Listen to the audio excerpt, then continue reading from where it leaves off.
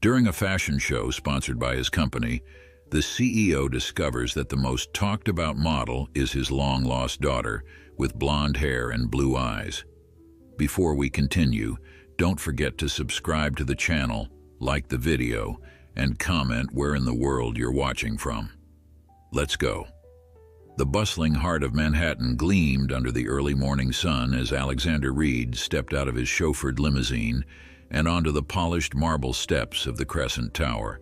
Impeccably dressed in a tailored suit with cufflinks that bore the Reed Enterprises insignia, he radiated the calm confidence of a self-made millionaire whose name was synonymous with power.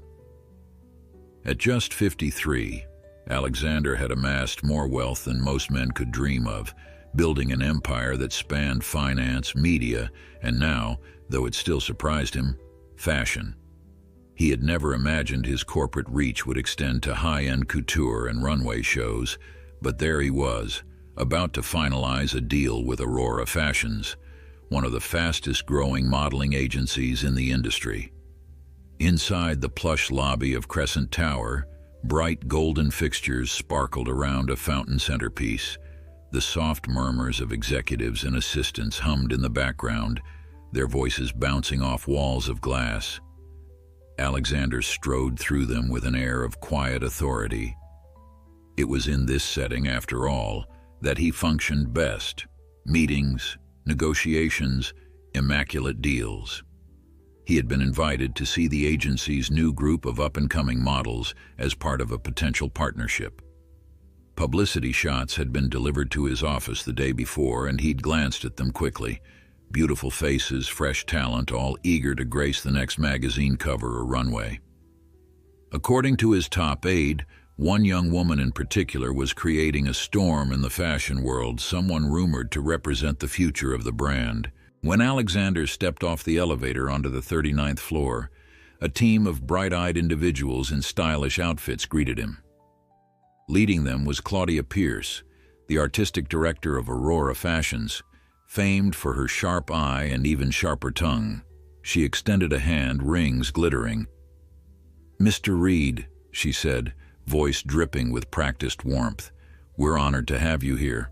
I can't wait to show you the potential stars of our upcoming campaign." He offered a polite nod, letting her guide him down a corridor lined with modern art. His mind already drifted to the next business move. Despite the hype, he rarely let himself be dazzled by glitz. To him, every contract was about returns. A new model might excite the tabloids, but in his world, value came from how well they could represent the brand and impact the bottom line. Still, there was something intriguing about today. He couldn't place why, but he felt an odd twinge in his gut as he followed Claudia. She led him to a sunlit studio, where half a dozen young models posed against pristine white backdrops. Photographers called out directions while stylists fussed over angles and fabrics. As soon as Alexander walked in, several heads turned, some with curiosity, others with the eager hope that he would be their golden ticket to a bigger stage. He had grown used to the subtle hush that fell over a room whenever he appeared. Even so, he offered a gracious smile, careful not to appear aloof. He prided himself on never letting arrogance overshadow the discipline that had carried him from humble beginnings to the apex of success. "You see that girl by the mirror?" Claudia whispered, leaning in. "That's the one I mentioned, Amber Sparks. She's only 20, but she's got the presence of someone twice her age. Photogenic, poised, rumored to be our biggest name next season. The press is calling her a once-in-a-decade find." Alexander's gaze shifted to the far side of the studio, where a tall, willowy figure stood checking her reflection in the mirror. He couldn't quite see her face. Her head was tilted down as a hairstylist fussed with long, dark waves that tumbled over her shoulders. She looked confident, her posture regal, and something about her silhouette sparked a strange flutter in his chest. It must be the lighting, he thought, because for an instant, she looked familiar in a way he couldn't place. Claudia beckoned her over, and the young model stepped away from the bustle of stylists. Alexander caught the faintest glimpse of her profile, but she was still half-turned, rummaging in her bag for something. "Amber, darling," Claudia cooed. "Meet Alexander Reed, our potential new partner." The woman straightened, turning fully at last. Alexander felt the air in the room shift. He looked into a pair of wide hazel eyes that in the split second of recognition set his heart to a rapid thrum. Her features were delicate, her cheekbones gently sloping, her expression a mixture of caution and professionalism. She wore minimal makeup, yet something about her face shot him backward in memory. In the space of a breath, Alexander found himself confronting the image of someone he'd lost track of long ago. A daughter he hadn't seen in years. His mind reeled, struggling to reconcile this composed young model with the memory of a teen who'd once run away from home. It couldn't be, he told himself. His daughter had disappeared when she was 16, furious with him for devoting every spare second to business. They'd argued about her dreams, about the neglect she felt. Then, in a cloud of heartbreak and anger, she'd vanished into the swirl of the city, leaving behind only cryptic notes about independence. She'd never been found, at least not by him. His attempts to locate her had eventually hit dead ends, and he'd buried that anguish beneath layers of business obligations. Yet the resemblance was undeniable. It ignited a swirl of disbelief, hope, and a pang of guilt in his gut. He cleared his throat, fighting to maintain composure. She was studying him closely now, her expression polite but guarded. If she recognized him, she gave no sign. Claudia made the introduction, never once suspecting that the name Amber Sparks could be an alias or anything else. Alexander extended a hand slowly, careful to keep his voice steady. "It's a pleasure to meet you," he said. She returned the handshake, lips curving into a measured smile. "Likewise. Thank you for coming to see our work. I've heard a lot about your company's involvement in fashion." Her voice was smooth, with the faint undertone of a self-possessed adult. It startled him that he still detected hints of the teenager she'd once been, if she truly was his daughter. She had the same soft inflection, he remembered, the same thoughtful tilt of the head. He tried to keep his pulse from racing, uncertain whether to confront her. If this was his child, why was she here, living under a new name and forging a path away from him? Claudia beckoned for a photographer to approach. "We'll take a few test shots with you both, purely for promotional materials, of course." Alexander opened his mouth to protest, but Amber, if that was really her name, simply nodded, stepping forward with a practiced grace. The camera flashed, capturing the moment. As he stood beside her, he couldn't help but feel 100 regrets tangling in his mind. She looked refined, at ease in her skin, a far cry from the rebellious teen who had once slammed a door in his face. When the photographer finished, he found himself facing her again, searching for something to say beyond polite small talk. He felt the weight of years compressing into a handful of seconds, the urge to scream her real name, his daughter's name, which felt like a secret lodged in his throat. Instead, he swallowed his desperation. "I'd like to learn more about your journey," he said quietly. "I'm always interested in how a rising star finds her path." He tried to lace the words with subtle meaning, hoping she might sense his concern, his longing. She gave him a mild smile that didn't quite reach her eyes. "We all have our stories," she replied carefully. "Mine's nothing out of the ordinary. I started young, took small gigs, slowly climbed my way here." If that was a lie, she delivered it flawlessly. Alexander nodded, hands tightening at his sides. "I see," he murmured. He spent the next hour feigning interest in the rest of the models, but his mind spun with every anxious thought. Could he be wrong? After all, it had been years. People changed, matured, took on new identities. Yet the feeling persisted like a subtle drumbeat under his ribs. Even if he confronted her, he might open a wound she'd tried to seal. She might deny him outright or accuse him of meddling. He wasn't sure if he could handle the possibility of her rejecting him again. Still, he knew he couldn't walk away, not after the faint thread of recognition that had vibrated through him the moment he saw her face.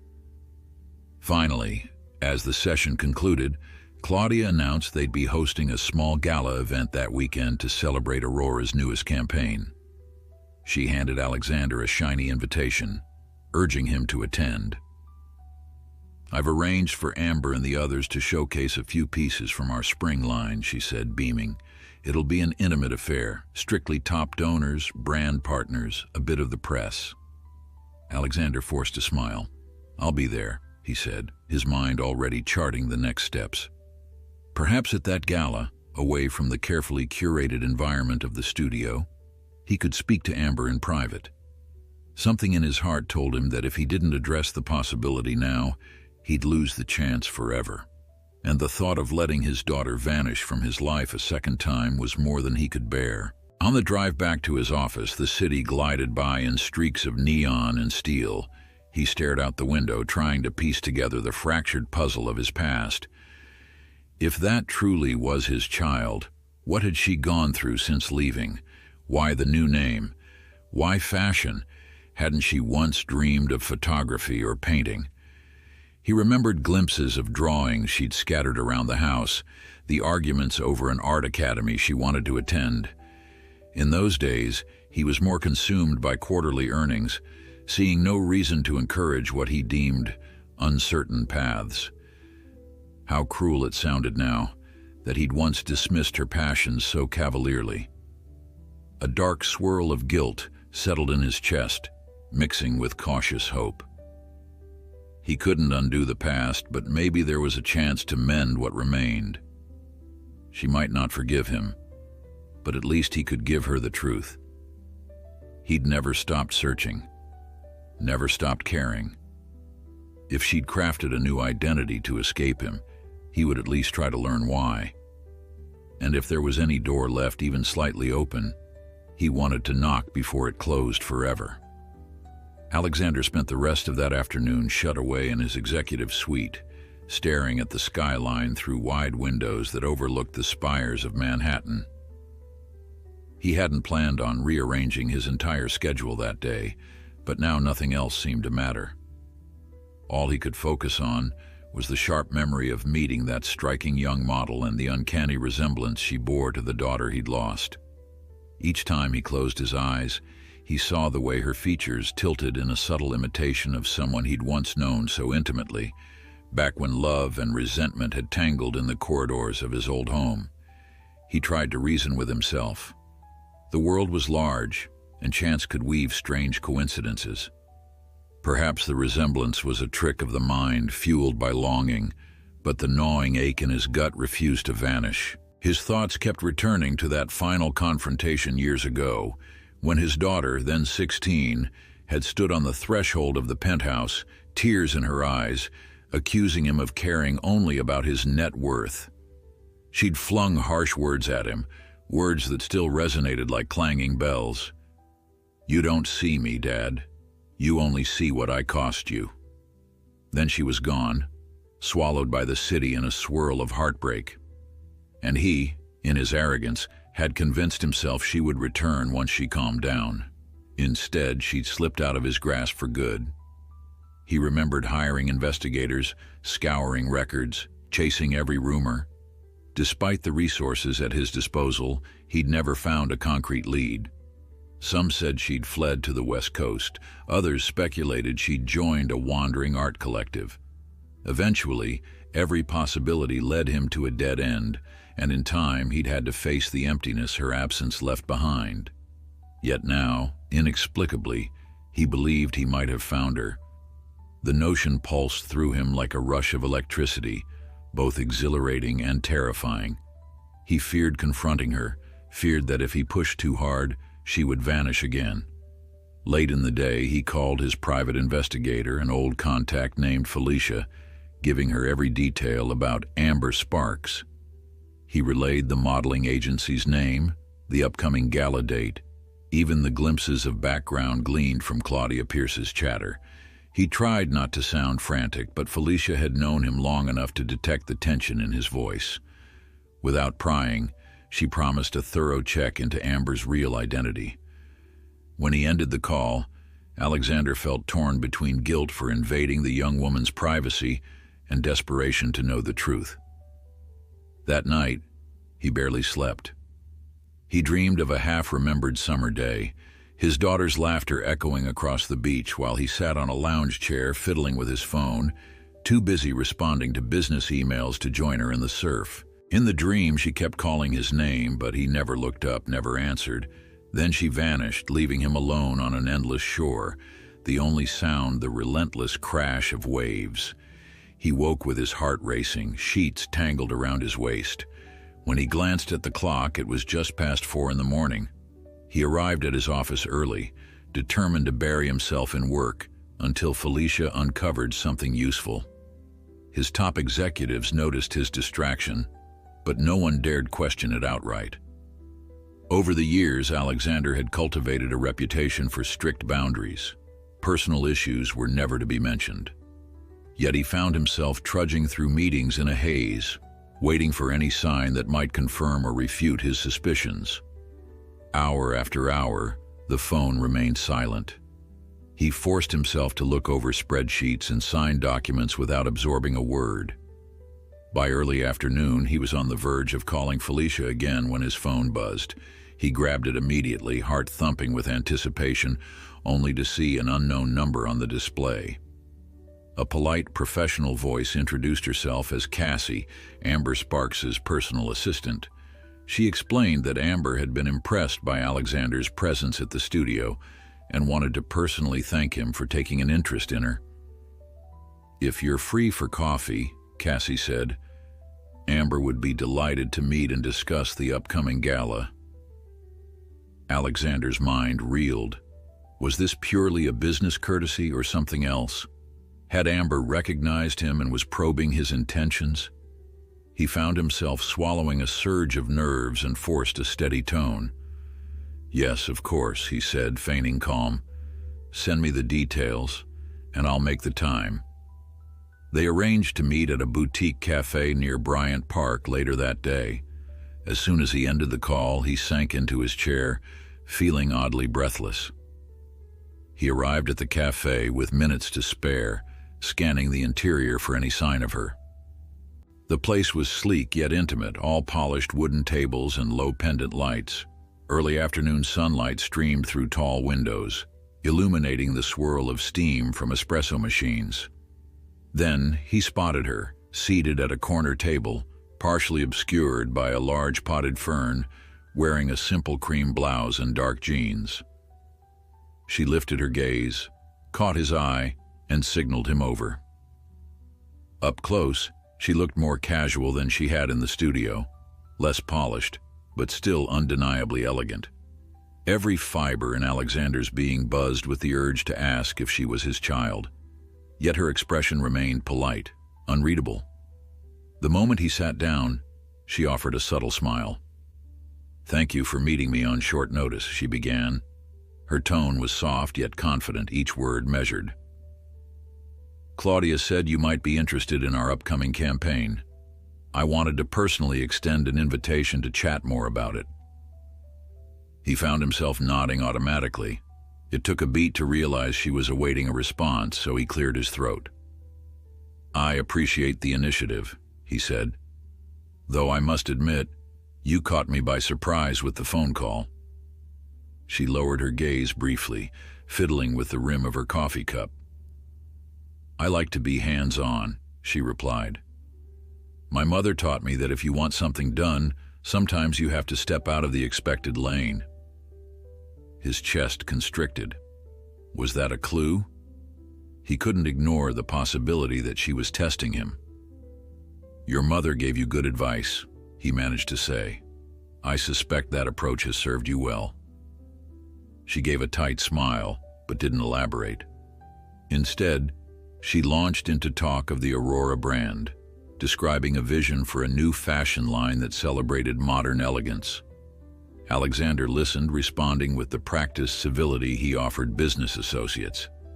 All the while, 1,000 questions simmered beneath his calm facade. He noticed small details, the curve of her eyebrows, the subtle shape of her chin, convinced they were echoes of the daughter he'd once known. And yet not once did she drop a hint that she recognized him. Her composure never wavered, and he wondered if she was in denial or simply unaware. When the conversation turned to the gala, she handed him a formal black and gold invitation embossed with the Aurora Fashions logo and the date. "I'm sure Claudia gave you a version of this," she said, "but I wanted to make sure you had a personal copy. It's this Saturday evening at the Meriden Hotel Ballroom, VIP admission only. It'll be a chance to see some exclusive designs and meet a few major names in the industry." Alexander raised an eyebrow. "I'll certainly be there," he assured her. "I'm looking forward to it." He studied her expression, searching for a crack in her poise, but she simply nodded, her own eyes flicking away the moment he tried to hold her gaze too long. They lingered in small talk for a few more minutes before she glanced at her watch. "I have another shoot," she said, gathering her bag. "Thank you again for meeting me." Then, as she stood, her face softened almost imperceptibly. "And thanks for taking an interest in us younger models. Sometimes big executives only see numbers, but you seem genuinely curious." A strange flicker crossed her face, something like a wistful pang. "Maybe I'm wrong, but that's the feeling I got.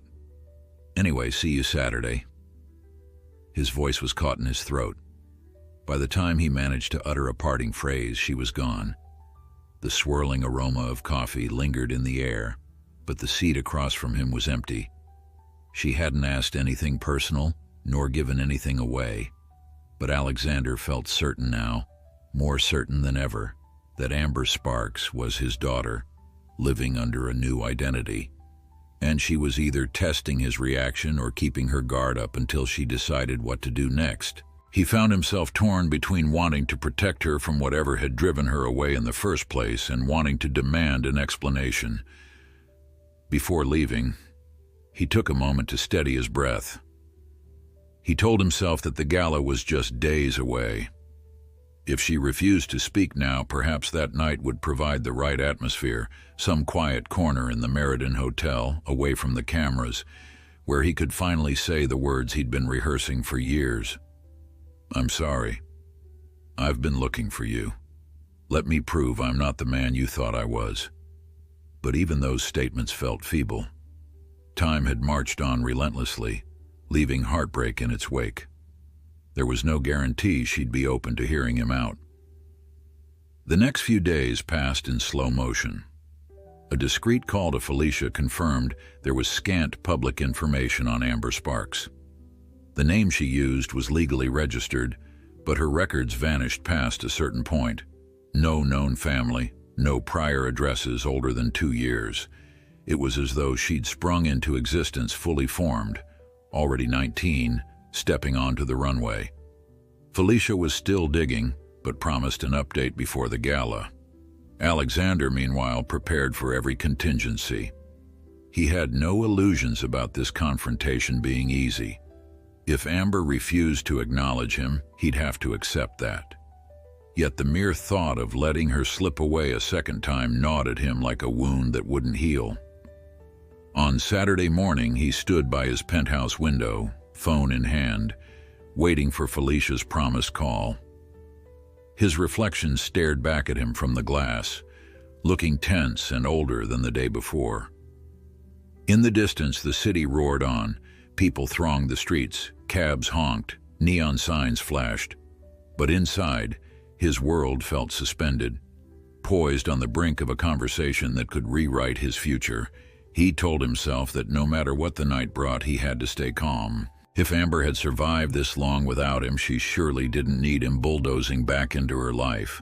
But maybe, just maybe, she wanted some kind of father figure again, even if she didn't know how to admit it. He would find out that evening. And as the hours crept forward, he tried to gather his courage, praying he wouldn't make a mess of the fragile connection they might still share. By early afternoon on the day of the gala, Alexander still hadn't heard from Felicia.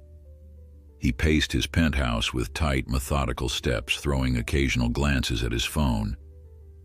Each time it failed to ring, unease churned in his stomach. The Meriden Hotel Gala was just hours away, and he wanted every scrap of information he could get before confronting Amber. He refused to believe the uncanny resemblance was a coincidence. Yet he also knew he had to be careful. Barging forward without clarity risked alienating her forever. He tried distracting himself with work. There were contracts to finalize, a minor crisis in his media division to sort out. But the effort only proved how little his usual tasks mattered right now. He couldn't concentrate. Each document blurred into a meaningless flurry of text. Ultimately, he gave in and dialed Felicia himself, ignoring the possibility that he might appear impatient. She answered on the third ring. "I was just about to call," she said, her voice tinged with something that sounded like excitement. "There's not much out there on Amber Sparks, but I've managed to piece together a few things you might find interesting." Alexander took a seat at his polished mahogany desk. "Go on." "Her official documentation starts around 3 years ago," Felicia explained. "Before that, there's nothing except a single enrollment at a New Jersey high school under a name that doesn't match any Sparks. The birth date is close, though, and the private email listed on that old enrollment, it's the same address connected to Amber's modeling portfolio now." A shiver ran through Alexander. That had to be his daughter's school. She would have been around 16. "Does the name match anything from my records?" "No direct match," Felicia replied. "But I noticed the high school ID photo is missing. Officially, it's labeled as lost. Still, the subtle clues point in a suspicious direction. If Amber Sparks is a stage name, she might have used 1 or 2 aliases after leaving your home. This definitely supports the idea that she reinvented herself." Alexander inhaled slowly, trying to steady his heart. "Anything else?" "Here's the bigger news," Felicia continued, her tone hushed. "I found records of a Jane Carter. Same age, same general height, who left a youth shelter in the city around the time your daughter vanished. No family contact on file, no forwarding address. It looks like she disappeared from that shelter system, then reemerged as Amber Sparks a couple years later." He pinched the bridge of his nose. "Jane Carter," he murmured. "Sounds fake, but it's probably another temporary identity." "Exactly. It's patchy, but every piece nudges me toward believing Amber Sparks is your missing daughter, just living under multiple changed names along the way. I can't find anything definitive linking her to you, but the timeline fits too well to be random. My gut says it's her." The confirmation, tentative as it was, made Alexander's pulse pound. He almost asked for more details, but a sense of guilt stopped him. He didn't want to delve into every private corner of her life like some overbearing detective. The best approach might be to listen, to create a space where she could tell him the truth if she wanted to. "Thank you," he said, voice subdued. "Send me whatever you have and keep this confidential. I'll handle it." Once he ended the call, a swirl of emotions left him restless. Relief, because he felt certain he'd finally found her. Fear, because he had no idea how to make amends for years of silence. Hope, because maybe now there was a chance to rebuild something from the ruins of their past. He sat there for a while, staring at a framed photograph on his desk, a much younger him, triumphant at his first business award. Back then, he'd believed success could fix everything. Now he realized it couldn't mend a shattered relationship. Hours later, Alexander dressed for the gala in front of a mirror taller than most doorways. He opted for a classic black tuxedo, carefully tying the bow tie so it sat level beneath his collar.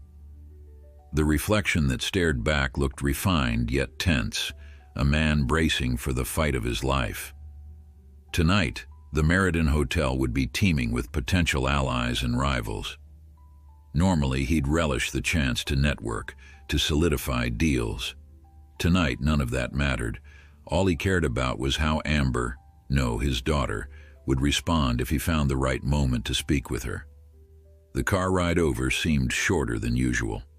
By the time he stepped out onto the red carpet leading into the Meriden's grand lobby, the setting sun bathed the hotel's marble facade in gold. He nodded briskly at the photographers who recognized him, ignoring their shouted questions. Inside, chandeliers sparkled above a lavishly decorated ballroom, the swirl of violin music drifting through a throng of socialites, investors, designers, and celebrities. Everyone wore their best finery. Waiters glided about with trays of champagne flutes. Alexander scanned the room, searching for that familiar silhouette. He glimpsed Claudia Pierce first, dazzling in a silver gown. She waved him over, her eyes shining with triumph at the successful turnout. "Mr. Reed," she exclaimed above the hum of conversation. "So glad you could make it. We've got a sensational night planned. Runway previews, cocktails, and the official campaign reveal." He forced a polite smile. "Delighted to be here, Claudia. Have you seen Amber yet?" "Not since earlier," she said, fanning herself. "She's backstage preparing for the new line's debut. You'll see her soon." Then she was whisked away by a group of eager magazine editors clamoring for her attention. Alexander made his way to a quieter corner of the ballroom, scanning for a vantage point. Anxiety twisted in his gut. He'd practiced a dozen opening lines in his head, apologies, confessions, gentle pleas for forgiveness. Yet he knew how quickly words could crumble under emotional pressure. His plan depended on timing, on finding a private spot to speak to her without the world gawking. Suddenly the lights dimmed, and an announcer's voice echoed through the space. Everyone gathered near a wide makeshift runway, set up against the far side of the ballroom. Alexander edged his way to the front as the show began. A cascade of shimmering fabrics and flamboyant silhouettes took the stage, each model displaying Aurora's upcoming collection. People applauded politely with each pass. Then, almost imperceptibly, the energy in the room changed. A hush fell. A tall woman glided onto the runway, wearing a breathtaking column of midnight blue silk. The smooth lines accentuated her lithe frame, the color highlighting the depth of her eyes.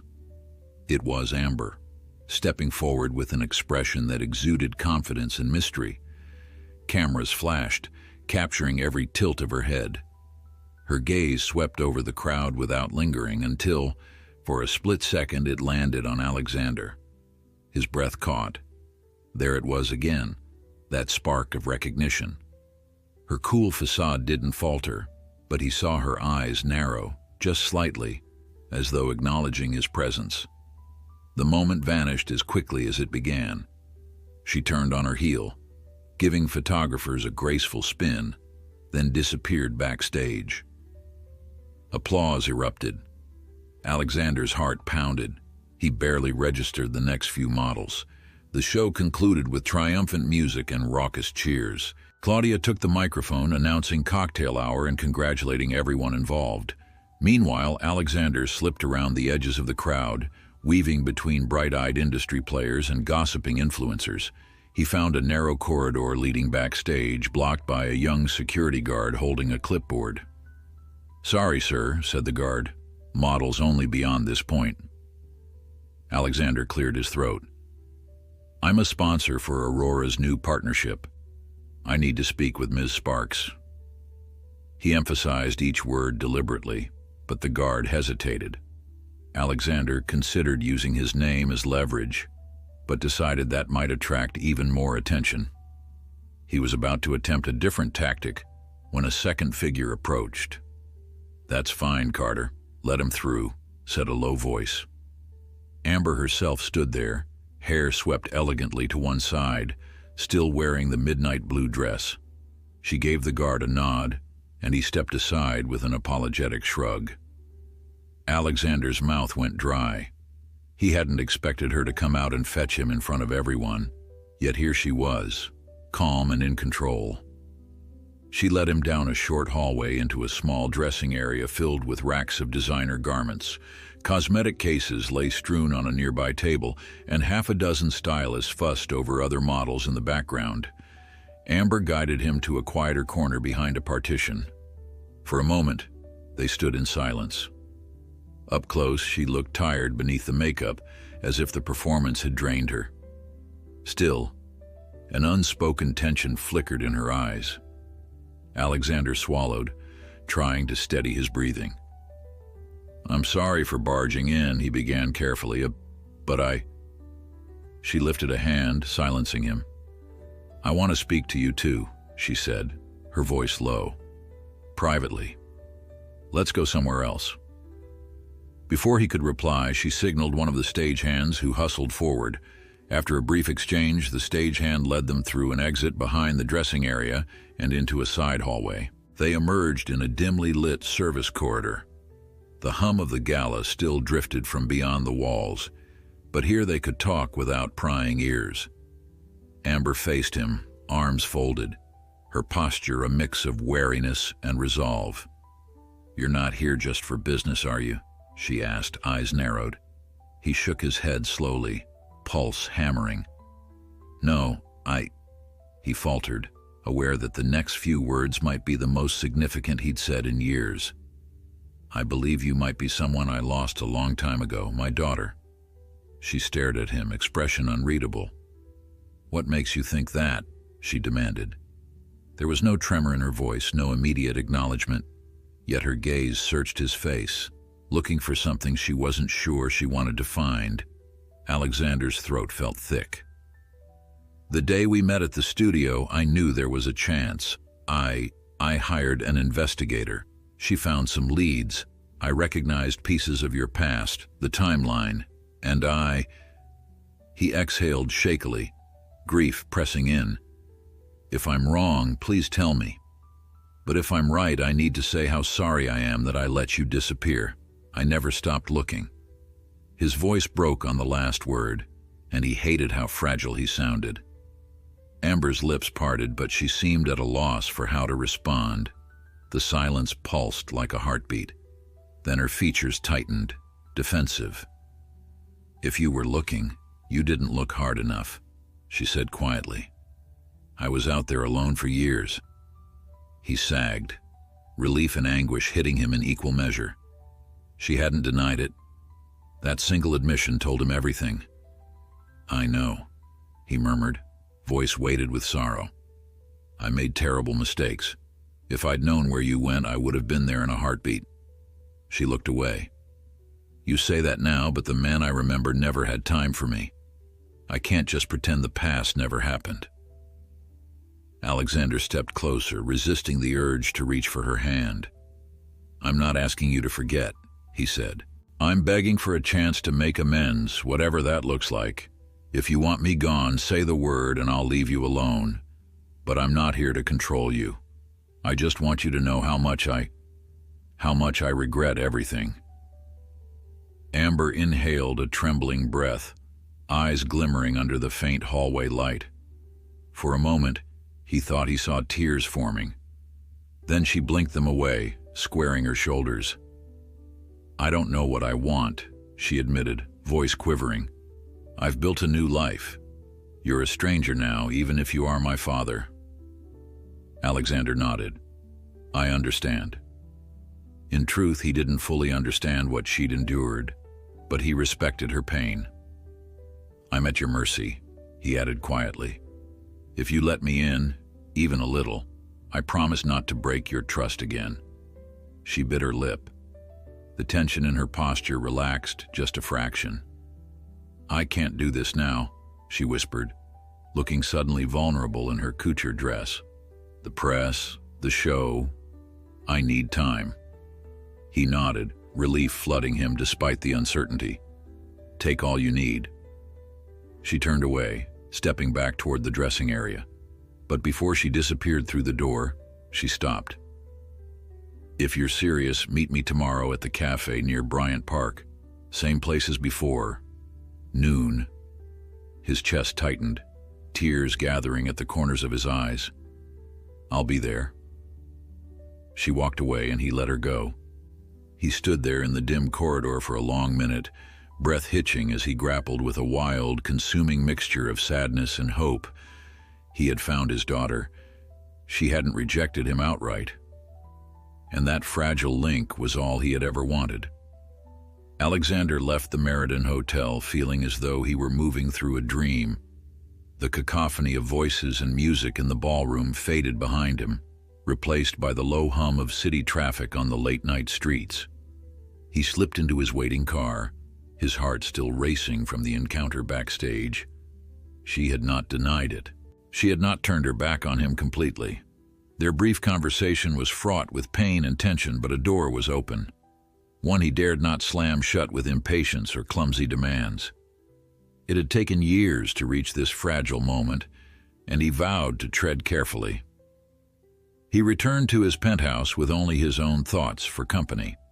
The evening's revelations had left him both exhausted and strangely energized.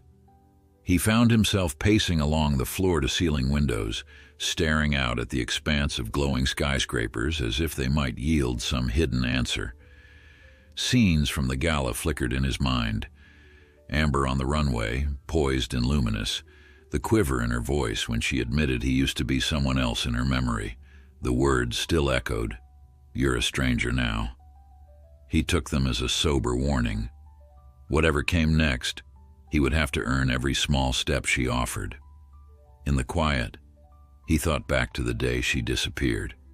He remembered returning from a long business trip to find the apartment eerily silent. A terse goodbye note lay on her bed, accusing him of never listening, never caring.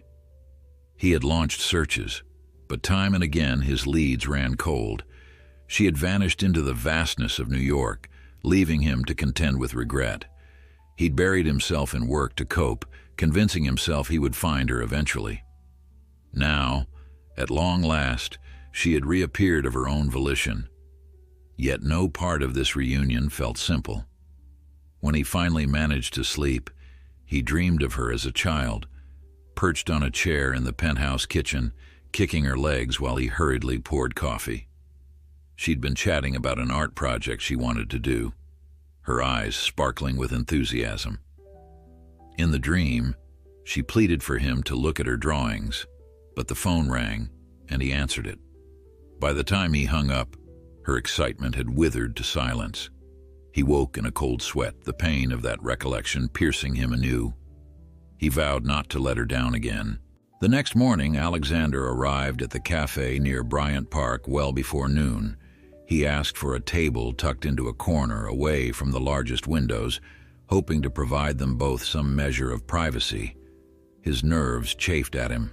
He was used to controlling every variable in his life, yet he had no control here at all.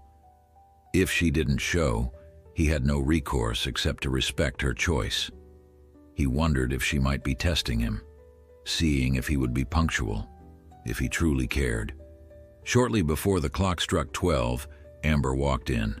Gone was the regal poise of the runway. She wore jeans, a loose sweater, and sneakers, her long hair pulled back in a casual ponytail. She looked young and fragile, nothing like the sleek model who had captivated the audience. Spotting Alexander at the corner table, she halted for a moment as if steeling herself, then approached with slow, deliberate steps. "Hi," she said, sliding into the seat opposite him.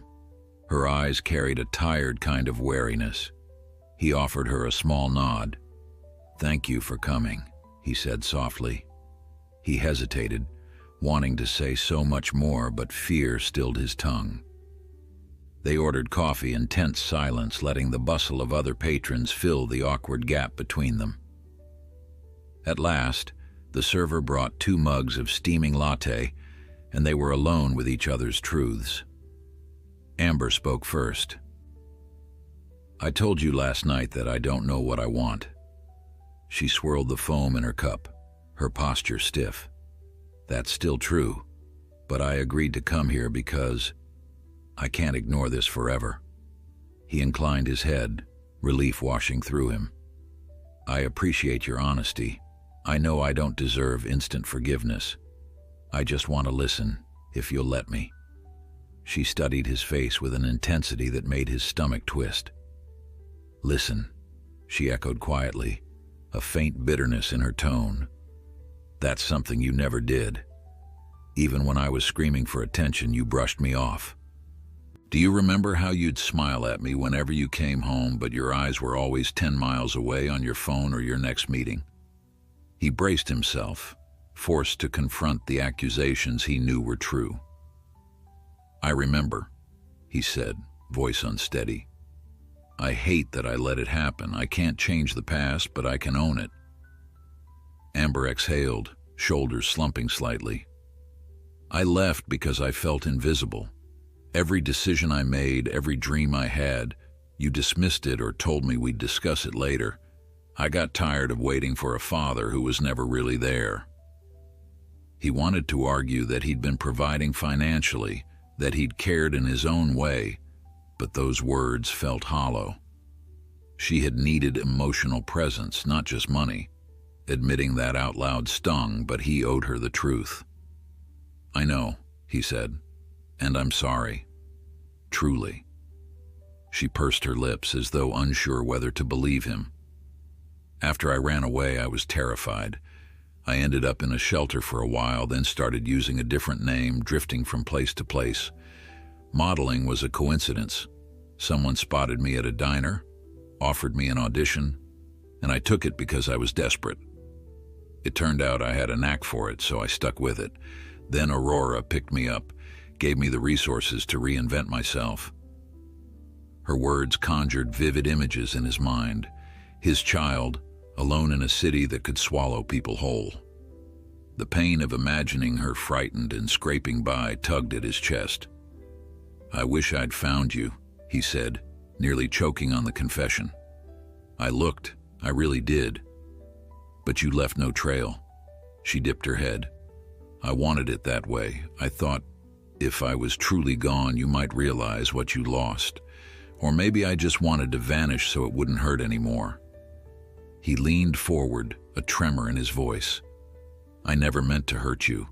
I never meant to let you down. My priorities were twisted and I was too blind to see it. You have every right to hate me." She sipped her coffee, her gaze drifting to a nearby window where the trees in Bryant Park swayed in the breeze. "I don't hate you," she said at last, and the admission fell over them like a soft hush. "I hate what happened, but I've had years to process it. Now, I don't know.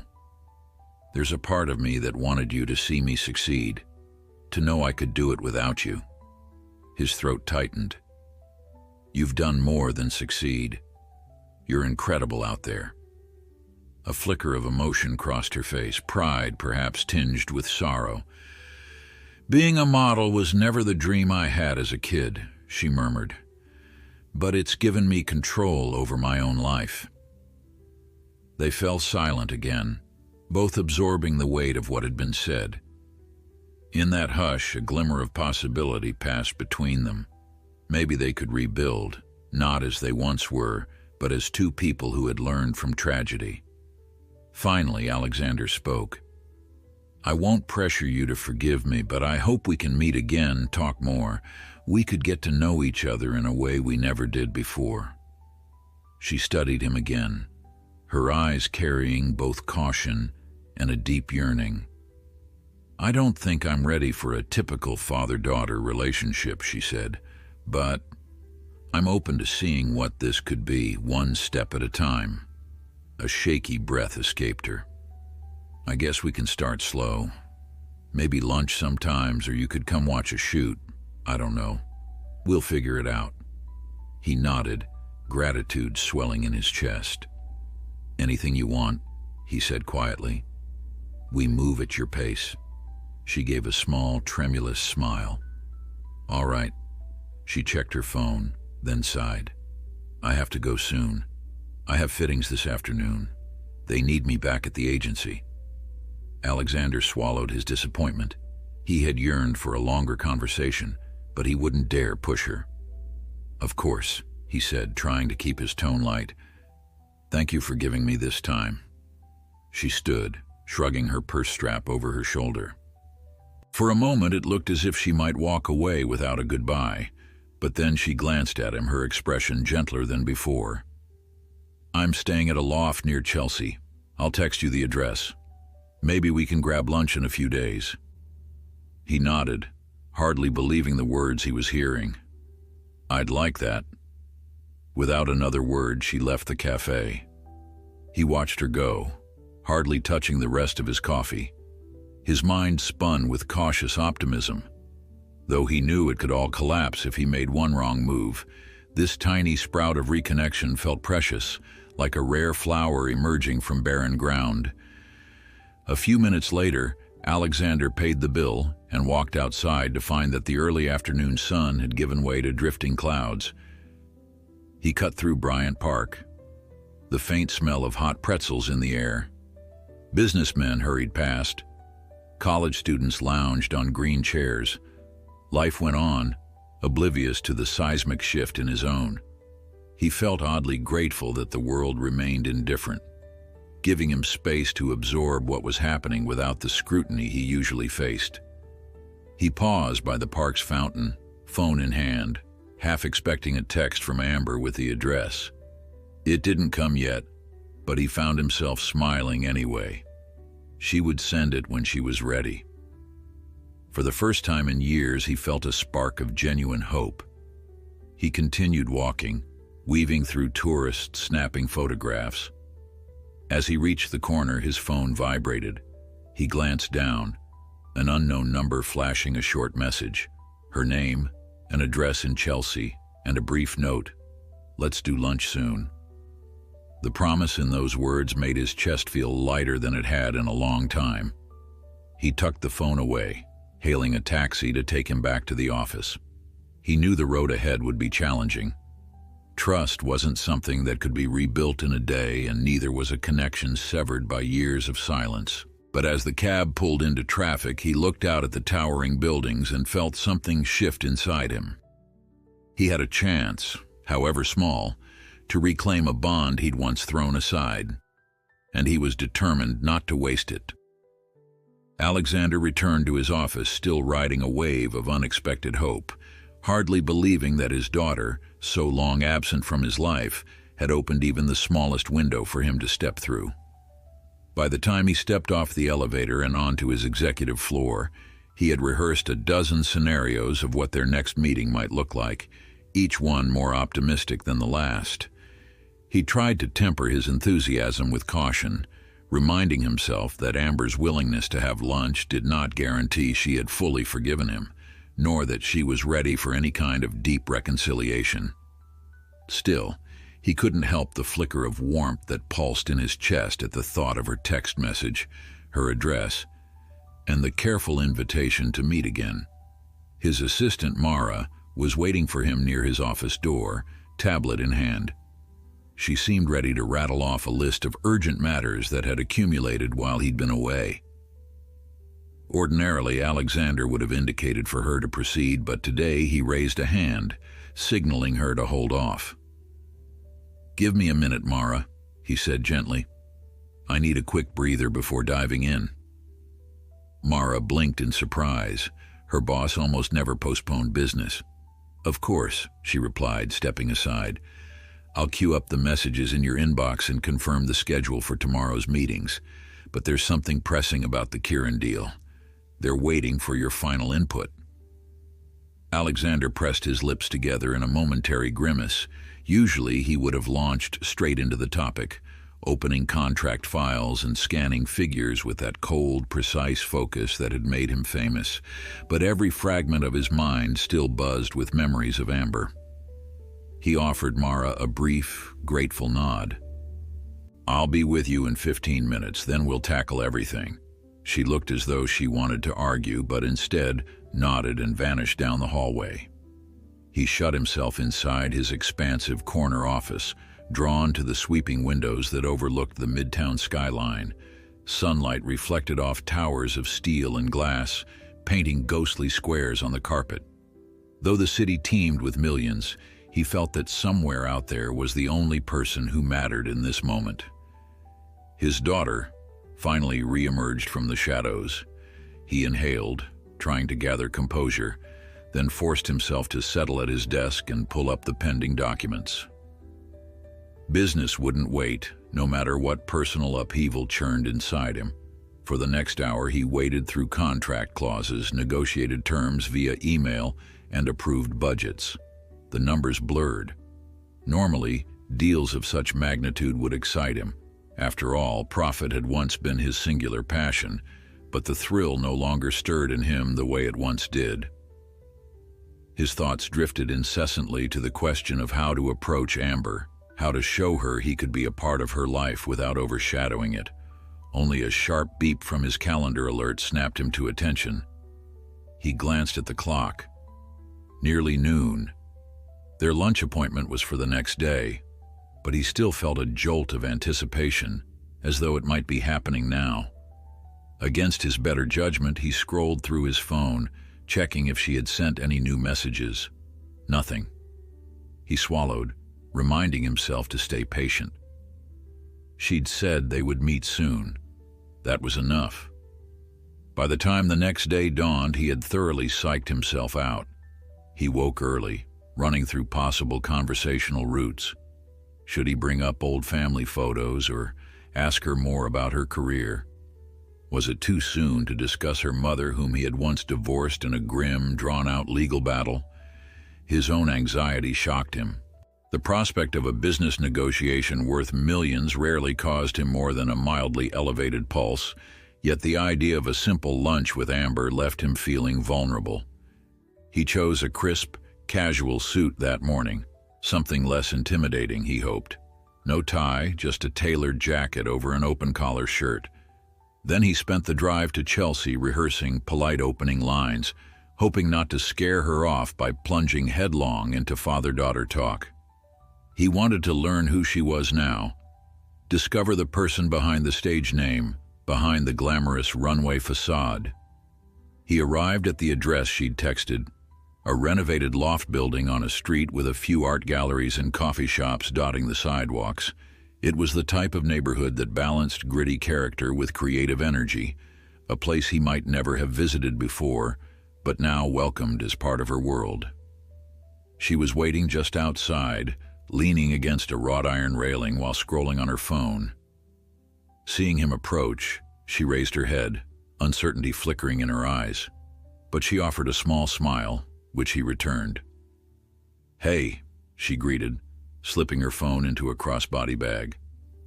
"I thought we could grab lunch just around the corner. There's a spot I like, small, usually not too crowded." He nodded, relieved she had a plan. "Lead the way." They walked side by side, each footstep feeling like both a measure of closeness and a reminder of the distance between them. She seemed quieter than at the cafe or on the runway, her posture a bit more guarded.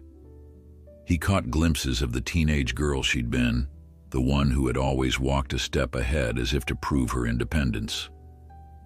But now she seemed older, weighed down by an adult world that had shaped her.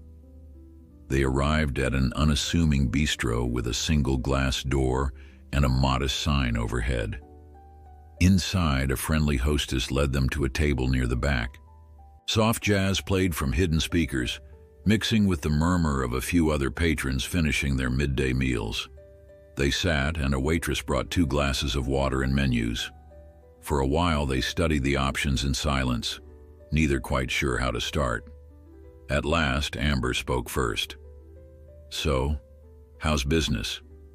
Her question seemed half-hearted, the sort of polite query one might pose to a casual acquaintance. Alexander glanced up from his menu, not missing the hesitation in her voice. "Busy as ever," he admitted. "But I'm making room for the things that matter more. Or at least trying to." She nodded, fidgeting with her napkin. She didn't push for detail. He realized she might still fear that he defined himself purely by success, that old patterns would reassert themselves at any moment. Instead of explaining the swirl of corporate deals, He turned the question back on her. "How's life at Aurora?" he asked gently. "I got the impression from the gala that Claudia is working to make you the new face of the brand." Amber drew a slow breath. "It's a lot of pressure. The shoots, the traveling, the constant need to stay in shape, to be photogenic, to project an image. The agency invests in me, expects a return. Sometimes it's exhilarating. Other times I feel like a mannequin, just a product to be showcased."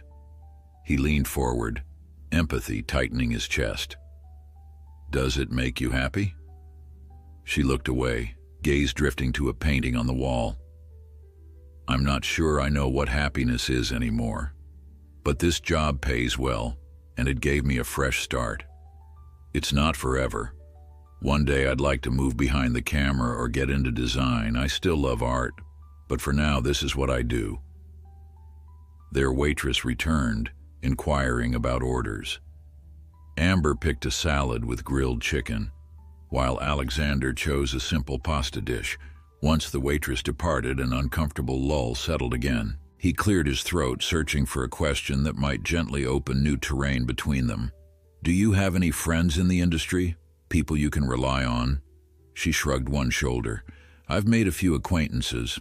Another model named Bree is nice, but we're both always busy. It's not easy to form deep friendships when everyone's competing. Honestly, I stay focused on my own lane. Fewer distractions that way." Alexander nodded, struggling with the realization that she lived in a sphere of constant demand, where trust might be a commodity as scarce as free time. He remembered a younger version of her, who used to draw elaborate sketches at the dining table, who once told him she wanted to attend an exclusive arts academy in Paris. Had that dream died, or merely fallen silent? He considered breaching the topic of her mother, but the memory of their complicated divorce made him hesitate. Instead, he said softly, "I recall you were passionate about art, sketching, painting. Do you still do that in your free time?" Her expression flickered with something like fondness, quickly tempered. "Sometimes," she admitted. "I don't have a studio, but I keep a sketchbook around. It helps me relax." He mustered a small smile. "I'd like to see your work sometime, if you'd let me." Amber didn't immediately respond, sipping her water. He feared he'd overstepped. Then she lowered her glass, nodding a bit. "Maybe. One day." The tension eased a fraction, and he found himself wanting to ask about the shelters, the places she'd stayed, how she managed to survive. But something in her eyes warned him not to pry. The scars of that period likely ran deep, and pushing might only cause her to shut down. Instead, he tried a gentler approach. "I'm sure the road you traveled wasn't easy," he said, "but I admire your resilience. You've come so far on your own. It must have taken immense courage." She offered him a tentative half-smile. "You can't really call it courage when there's no other choice. You just survive, otherwise you get swallowed up." Hearing that confession made him ache. He realized how little he knew about true struggle. Even in his early years, building up his fortune from scratch, he'd always had a baseline network of mentors or associates he could lean on. She, by contrast, had been a teenager navigating the city's hidden corners. He swallowed hard, grappling with the anger he felt toward himself for not finding her sooner. Their food arrived, momentarily interrupting the emotional current between them. He watched her pick at her salad, noticing how her appetite seemed diminished. Was it the conversation, or the demands of her profession? He forced a few bites of his own pasta, though his nerves dulled any sense of taste. After a while, Amber set her fork down. "So what now?" she asked softly, as though reading his mind. "Are we just going to have polite lunches every so often? Pretend the past doesn't exist? I know you want to fix things, but it's not that simple." He leaned back, pushing his plate aside. "I don't want to pretend," he answered, voice earnest. "I'd like to rebuild if you'll allow it. However slowly that needs to happen. And if you ever feel ready to talk about the past, about anything, I'm here to listen. Really listen this time." She drummed her fingers on the table, eyes distant. "I'm not against the idea, but I'm not in a hurry. There's so much baggage. I've built my life around not depending on anyone. Letting you in, it's unsettling." He nodded, understanding. "Take whatever time you need, I'm here."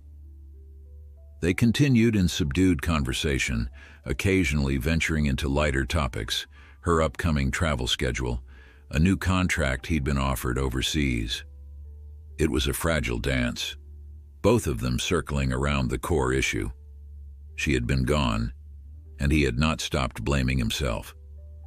By the time they finished, Alexander felt both drained and oddly hopeful.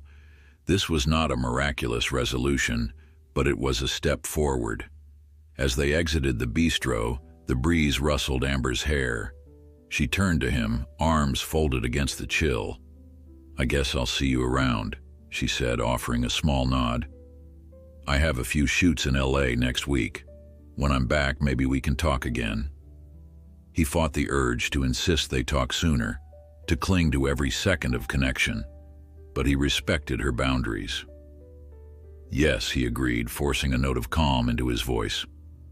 "I'd like that. Just let me know when." She pulled her phone from her bag, tapping the screen. A moment later, his own phone buzzed in his pocket. "I sent you my schedule," she murmured. "Something to keep me accountable, I guess." He glanced down at the message, his heart lifting. "Thank you, Amber." He paused, uncertain whether to add the old name she had once lived by. It was on the tip of his tongue, but he swallowed it back, respecting her right to define herself however she wished. She studied him for a moment, then turned and walked away, her silhouette soon vanishing into the busy Chelsea street. He stood there for a long while, letting the steady flow of pedestrians drift around him. Eventually, he gazed down at her text, taking in the list of dates she'd typed out. The future shimmered uncertainly before him, but no longer was it locked behind a wall of silence. Even the simplest invitation, "Keep me accountable," felt like more progress than he had dared to hope for. He closed his phone, quietly resolved to do everything in his power not to fail her again. Maybe it would take weeks, months, even years to find solid ground. But for now, he had reason to believe that if he moved patiently, if he showed her a side of himself unbound by old mistakes, they might yet forge a bond stronger than the heartbreak of the past. And that, he realized, was enough to keep him going one day at a time. Over the next few weeks, Alexander found himself existing in a realm of careful, measured steps, as though he were learning a delicate dance. He and Amber exchanged a handful of texts, simple check-ins mostly. She mentioned returning from her LA shoot, occasionally hinting at how draining it was to maintain the constant performance required by her agency. He responded with genuine interest, wary of pushing too far. Each time his phone chimed with her name, he felt a spike of hope. Yet he forced himself to keep his replies concise, never wanting to come across as overbearing. He sensed that any misstep might send her retreating behind the barriers she had constructed over the years. If she needed space, he'd grant it, but inside, his yearning to close the gap between them grew more intense. And each night, as he stared out at the city lights, he wondered if she felt the same longing. On a brisk Saturday morning, Amber called him, her voice sounding smaller than usual. She asked if he'd be open to accompanying her to a gallery event downtown. She claimed it was work-related, some promotional tie-in for Aurora, but the subtext hinted she might want moral support. Without hesitation, he agreed, concealing his sudden rush of excitement. The idea that she'd invite him to anything personal buoyed him through the rest of the day's board meeting. Later, alone in his apartment, he caught himself pacing the living room, rereading her text that confirmed the time and place. It was a small step. Neither of them labeled it as father-daughter bonding, but it was progress. When he finally turned in for the night, A rare sense of anticipation pulsed through his veins, more potent than any business triumph he'd experienced in years. The next evening, he arrived at a refurbished warehouse on the Lower East Side, where art installations spilled across concrete floors and high ceilings. Neon sculptures glowed amidst a swirl of fashion elites and curious onlookers. Amber was waiting by a sculpture that resembled a series of interlocking hoops, each one lit in a different color. She wore a simple black dress paired with bold earrings, blending chic style with understated grace. The moment she spotted him, she waved with a tentative smile. He felt a sense of awe that she even wanted him there, in her domain, among people who had no idea of their shared history. Taking a steady breath, he moved toward her, quietly grateful she had chosen to include him. In the swirl of neon and conversation, he sensed an unspoken understanding pass between them. Maybe they weren't ready to define it, but they were willing to try. Almost immediately, a publicist from Aurora approached, gushing about Amber's contributions to an upcoming marketing push. She introduced Alexander as a distinguished partner from the corporate world. He forced a polite smile, aware that in truth he was standing there as something else entirely, a father on shaky ground. Amber caught his eye, perhaps sensing his discomfort. She smoothly steered the conversation away from corporate small talk. When the publicist drifted off in search of new targets, Amber exhaled in relief. She confessed that these events always felt like a performance, a stage upon which she had to be the perfect representative of Aurora. Though she'd grown adept at balancing the demands, having Alexander there made her nerves jittery, maybe because she still wasn't sure how to position him in her life. He listened closely, offering only empathy, and she seemed to relax, just enough to let him linger by her side. As they meandered through the gallery, pausing to admire modern paintings and sculptures, conversation flowed more easily than at their lunch. Amber spoke of her recent shoots in Los Angeles, sharing behind-the-scenes anecdotes about pushy photographers and late-night calls with stylists. She even joked about an embarrassing wardrobe malfunction that had nearly derailed a key photo session. Alexander laughed with her, genuinely delighted to see glimpses of the humor and candor that once lit up their home.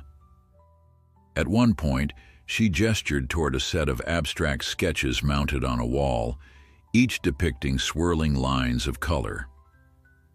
She admitted she liked their raw energy, hinting that the pieces reminded her of unfiltered emotion. He asked if she was still drawing in her spare time, and she nodded, promising to show him some of her sketches when she felt comfortable. The casual mention of future plans spurred a quiet thrill within him. A soft buzz of music and conversation filled the gallery, providing a backdrop that felt oddly intimate despite the crowd. As they passed a corner where fewer people mingled, Alexander decided to risk a small step forward. He gently asked if her mother ever reached out, or if Amber had any contact with that side of her family. A flicker of tension tightened Amber's features. She hesitated, arms folding protectively across her torso. In the hush, he realized he might have touched a bruise too soon. Yet she didn't shut him down entirely. She whispered that after the messy divorce, her mother had remarried, moved overseas, and seldom tried to connect. Any illusions of a stable family she'd harbored had crumbled soon after. Alexander's heart twisted. He wanted to apologize for everything all over again, but instead he offered a soft nod, letting her see he wasn't going to pry if she wasn't ready. They paused near a display of digital art projected onto the warehouse's concrete wall. Sweeping lines morphed into fractal shapes, pulsing to a low electronic beat. In the shifting light, Amber's expression seemed to fluctuate between caution and vulnerability. She told him that for years she'd grown used to being self-reliant, drifting from one short-term gig to another, trusting nobody. A few mentors had guided her in modeling, but real emotional connections were scarce. Hearing this, Alexander felt a stab of sadness. He tried to steady his breathing, refusing to fill the silence with empty reassurances. Instead, he acknowledged her courage in carving out a place in the world. She eyed him, as though evaluating if his empathy was genuine. When the fractal display ended, replaced by bright overhead bulbs, she gave him a short nod, as if granting him the slightest measure of trust. He accepted it like a sacred offering. Eventually, they found themselves outside, seeking fresh air away from the crowd. The night sky stretched overhead, and a swirl of city lights flickered in the distance. Standing on a small terrace at the warehouse's rear, they leaned on a metal railing, looking down at a graffiti-strewn alley. Amber pulled her sweater sleeves over her hands as if trying to shield herself from a chill that was more than physical. She murmured that returning to New York had been both exhilarating and terrifying. Exhilarating because she felt she could redefine herself, terrifying because she worried the ghosts of her past might reappear. Alexander, throat tight, admitted he'd become one of those ghosts, always searching, yet never able to find her. She turned to him, her eyes reflecting hurt and yearning in equal measure. For a moment, words failed both of them. The silence brimmed with everything they hadn't yet said, and everything they feared they never could. And yet, hope lingered. And yet, hope lingered. The hush between them crackled with unspoken confessions, as though the shared past they had skirted around all evening waited in the dark to be acknowledged. Overhead, the sky stretched wide, dotted with faint stars barely visible against the urban glow. Amber shifted against the terrace railing, her arms still crossed in a loose, self-protective stance. Alexander hesitated, wrestling with the desire to reach out and lay a comforting hand on her shoulder. Yet he dared not break the fragile balance they'd achieved in the glow of the gallery's exit signs. Instead, he stood beside her, close enough to convey support, but not so near that she'd feel cornered. It struck him that he had never been this patient or attentive in his life, especially not when everything in him yearned to fix what was broken at once. She let out a soft sigh. "I used to wonder," she began, voice subdued, "how different my life might have been if I'd stayed. If you'd listened back then. I imagined scenarios where we actually talked, where you made time for me instead of focusing on the next business deal. Sometimes I'd get so angry thinking about it that I'd shut everything out. Other times I just felt hollow." She drew her sleeves down over her hands. "That's why I ran so hard and changed my name. I wanted a reset, no questions asked." Alexander's throat tightened. He remembered the arguments that had once exploded in the penthouse, her shouts about how he only valued profit, how she felt like a negligible figure in his meticulously planned life. "I can't pretend I wasn't part of the reason you left," he said, voice hushed. "There's no undoing what happened, but I want to be different now. I'm not perfect. I still run a company, and that demands a lot. But I can learn to balance better. Maybe I can learn from you." She cast him a sidelong look, searching for any hint of deception. Under the faint starlight, he saw a glimmer of her old spirit, that fierce spark she'd possessed even as a child. Never one to back down, always unafraid to speak her mind. For so long, he'd worried that her fire would be extinguished by the hardships she'd faced. But here she was, strong enough to confront him. "You say that," she whispered, "but you also said it before, when I was 13, then again at 15. Each time you apologized, promised to be more present. Then something always came up. An overseas merger, a major client, and I..." She trailed off, biting her lip. "I got tired of believing you." The weight of her words pressed on him. He recognized them as truth. He had indeed made shallow promises in the past, placating her until his schedule inevitably overshadowed those vows. "I have no defense," he admitted. "Back then, I was consumed by an obsession to build something lasting. It blinded me to the people I was hurting, most of all you. I've spent years regretting that I realized too late. Amber gazed off into the alley below, where a street lamp buzzed. "If we try again," she said slowly, "I need to see actions, not just hear words. I can't promise I won't push you away sometimes either. I've gotten used to being on my own." He nodded, relieved she was even entertaining the idea of trying again. "I understand. Take it day by day. No rush. Let me prove it in small steps." She turned toward him, crossing her arms in front of her. "We'll see. And thank you for coming tonight.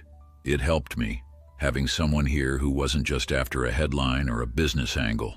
A faint smile tugged at her lips, quickly tempered by lingering caution.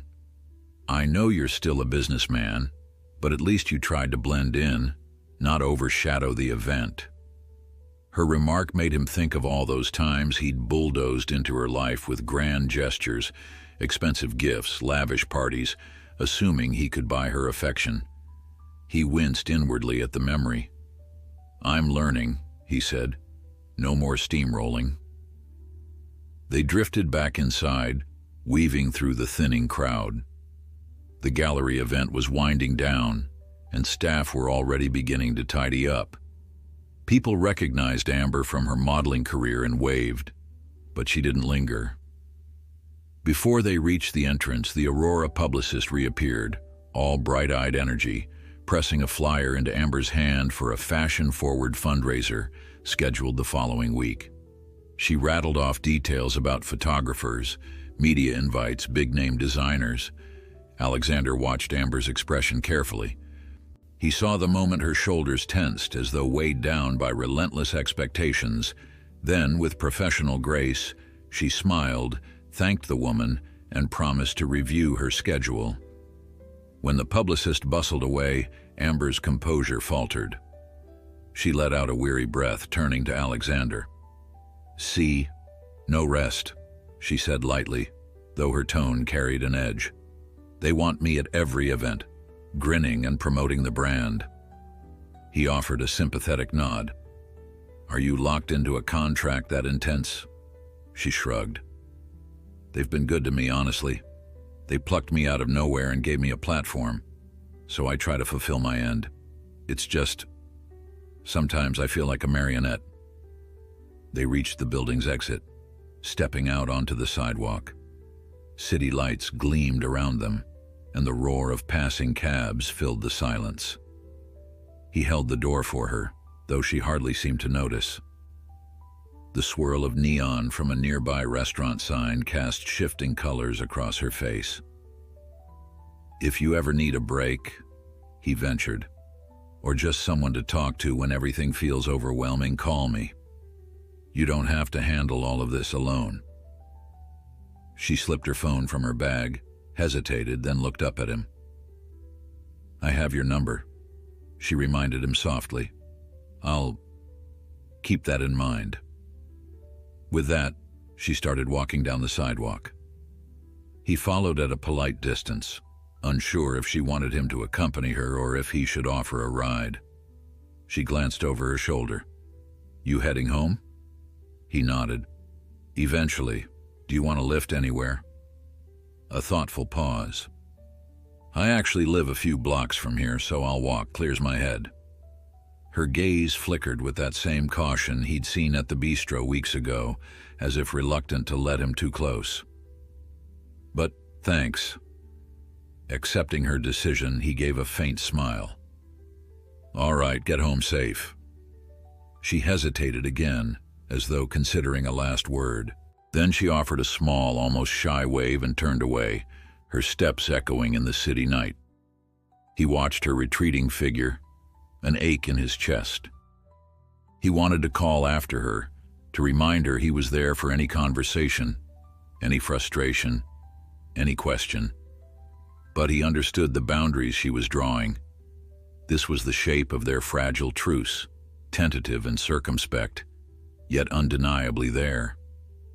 That night, Alexander found his penthouse unusually quiet. He removed his jacket and loosened his collar, strolling through the sprawling living area. In the past, such solitude had never bothered him. Work always filled the silence. But tonight, he realized how empty the place felt without her presence. He perched on the edge of a leather armchair, reflecting on how she'd looked under the gallery's lights. Strong, yet carrying an invisible weight. He despised the knowledge that he'd contributed to that weight. A restlessness took hold of him. His schedule for the next day was packed. Conference calls, a merger discussion, a flight to Boston for an investor summit. Yet none of it stirred the old fire. Everything felt trivial next to the possibility of forging a real connection with his daughter. He realized with a pang that his pride in accumulating wealth and influence was fading in the face of something more profound. If he lost her again, no sum of money could fill that void. As dawn broke, he boarded his private jet to Boston with the same sense of tension lodged in his chest. Throughout the day, he participated in high-level talks, but his mind wandered to thoughts of Amber. He wondered if she was tired from her modeling gigs, if she was flipping through her sketches in the quiet moments, or if she was meeting new people who had no clue she was forging a cautious relationship with the father she once fled. He caught himself checking his phone for messages, both hoping for a sign she might reach out and dreading that she wouldn't. That evening, after finalizing a tentative deal, he stepped onto the sidewalk outside the conference hall, the crisp Boston air biting at his face. The city's skyline lacked the density of Manhattan's, but a certain charm glowed in the old brick buildings and twinkling lights. He thought about calling Amber, then remembered her remark about not liking to be pressured. Instead, he sent a short text. "Hope you're well. Great seeing you at the gallery. Travel safe wherever your work takes you." It felt insufficient, but it was all he could risk. He pressed send, exhaling the tension that had built throughout the day. No reply came by the time he boarded the return flight. Even so, he clung to patience. She was likely wrapped up in the whirlwind of her own obligations, and he resolved not to smother her with paternal overtures. Better, he decided, to let trust grow at her pace. When the jet landed back in New York, the city lights felt both familiar and foreboding. He made his way home alone again, a subdued determination guiding him. Days passed. Amber remained fairly quiet, and Alexander busied himself with expansions to his media division. But the old allure of boardroom drama didn't grip him as before. He found himself scheduling fewer late-night sessions, delegating tasks more freely, all to keep a corner of his life open for the moment Amber might call or text. It was a subtle change, but for a man who once thrived on absolute control, it felt monumental. Finally, she did reach out, on a rainy afternoon, sending him a brief message. "Could you meet me tomorrow morning? Need some advice. 10 a.m., that same cafe near Bryant Park." His heart leapt at the request. She wanted his advice. That single phrase carried layers of implication. Perhaps she was tentatively inviting him to be the supportive figure he'd failed to be before. He agreed at once, ignoring the board meeting he was supposed to attend at 10. He'd show them he was serious about reordering his priorities. With that, he rearranged his calendar, told Mara to handle the meeting in his stead, and prepared himself for the next day's rendezvous. When the morning came, the rain had subsided into a light drizzle. Alexander arrived 15 minutes early, claiming a small table by the window. The smell of roasted coffee beans and fresh pastries permeated the air. He watched pedestrians hurry along the wet sidewalks, umbrellas bobbing in a sea of motion. After a few moments, he saw Amber approaching, her hair pinned up, wearing jeans and a casual jacket. She clutched a sketchbook under one arm, lips set in a determined line. He stood to greet her. "Good morning," he said softly, pulling out a chair. She nodded, managing a thin smile as she slid into the seat. As she set the sketchbook on the table, he noticed the tension in her shoulders, the way her gaze darted around the cafe before settling on him. Whatever was on her mind seemed important and possibly daunting. She looked at him intently, fingers drumming against the closed cover of the sketchbook. I need some help, she admitted, words tumbling out like a confession. And I wasn't sure who else to ask. You said if I needed to talk, you'd be here, and I'm calling you on that. A surge of protectiveness bloomed in his chest. He leaned forward, heart pounding with both concern and gratitude. I meant every word, he assured her. Tell me what's going on and I'll do whatever I can. She exhaled, glancing at the drizzle streaking the windows. It's about Aurora, she began, voice trembling at the edges. And I don't know who to trust anymore. Alexander leaned closer across the small cafe table, trying to read the mix of tension and vulnerability in Amber's expression. Outside, the drizzle continued to streak the window, casting glistening lines of gray against the backdrop of midtown traffic. The clatter of dishes and muted chatter of other patrons surrounded them, yet it felt like they inhabited a private bubble of urgency. She had just said she wasn't sure who to trust anymore. Even voicing those words seemed to drain some of her composure. Alexander nodded slowly, keeping his tone steady. I'm listening, he said. Tell me everything. Amber exhaled, fingers tracing the edges of her closed sketchbook. Aurora's been pushing me to sign an extension on my contract. It's lucrative, obviously, and I owe them a lot for giving me a start. But in the last few weeks, I've overheard things. Mentions of controlling people's image more aggressively, maybe even blacklisting models who don't toe the line. It's not just rumor. I've seen how some of my colleagues have been treated, pressured to take certain jobs, attend questionable parties, keep silent about issues with clients. I keep hearing about hush money, NDAs. It's bigger than just the usual industry gossip.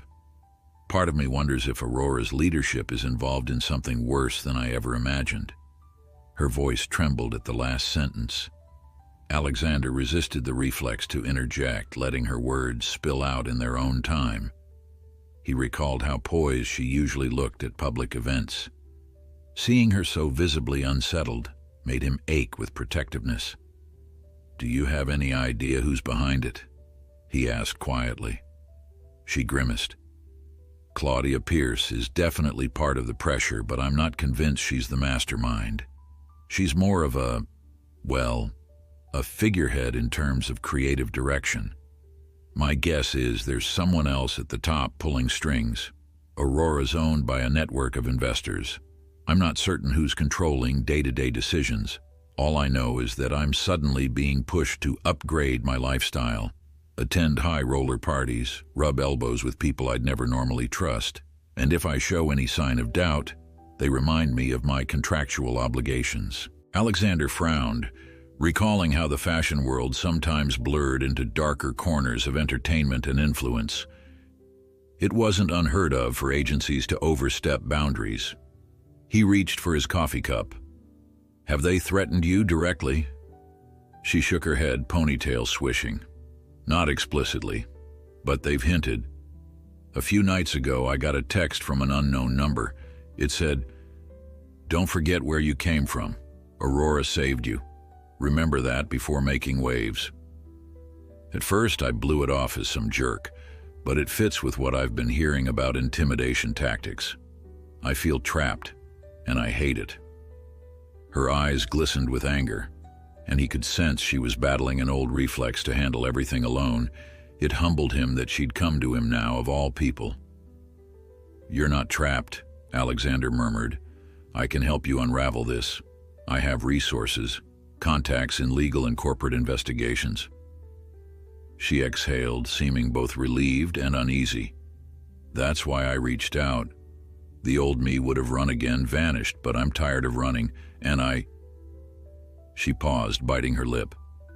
"I trust that you won't exploit me. At least I hope I'm right."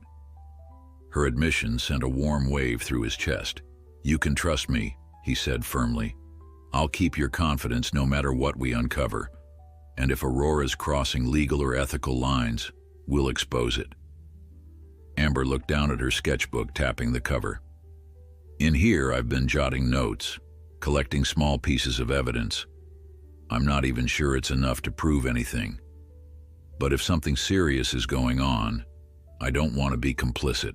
At the same time, I'm scared. Aurora's powerful. They might ruin my reputation, or worse.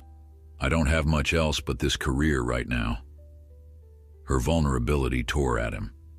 He reached out, gently resting a hand on her forearm. "We'll proceed carefully. I can discreetly hire an investigator to look into Aurora's financials, the background of its major investors. We'll figure out if there's something criminal or predatory going on. If you decide to break your contract, we'll make sure you're protected." She nodded, swallowing. For a moment, they stayed like that, her gaze lowered as if she were mustering courage to reveal more. Then she gave a small shake of her head and pulled her arm away, though not in rejection, rather as if to steady herself. "I never wanted to drag you into my problems," she whispered. "But I remembered what you said about calling you if I needed help, and maybe it's time I stopped acting like I have to handle everything alone." Something like relief flickered in Alexander's heart. He reminded himself to stay steady, not to overwhelm her with paternal zeal. "I'm glad you did," he answered. "Let's approach this systematically. Do you have any sense of a timeline? Are they pressuring you to sign the extension soon?" "By the end of the month," she said.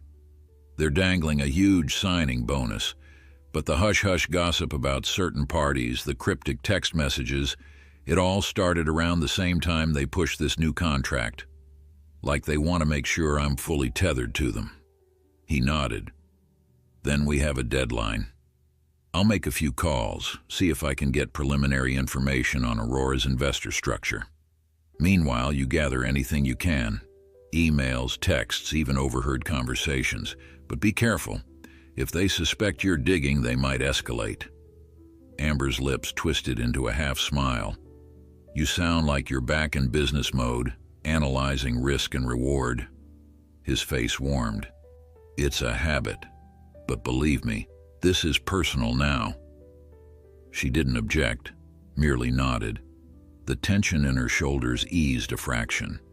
As they settled into a more practical discussion, the waitress came by and they hastily ordered coffee refills and a couple of pastries.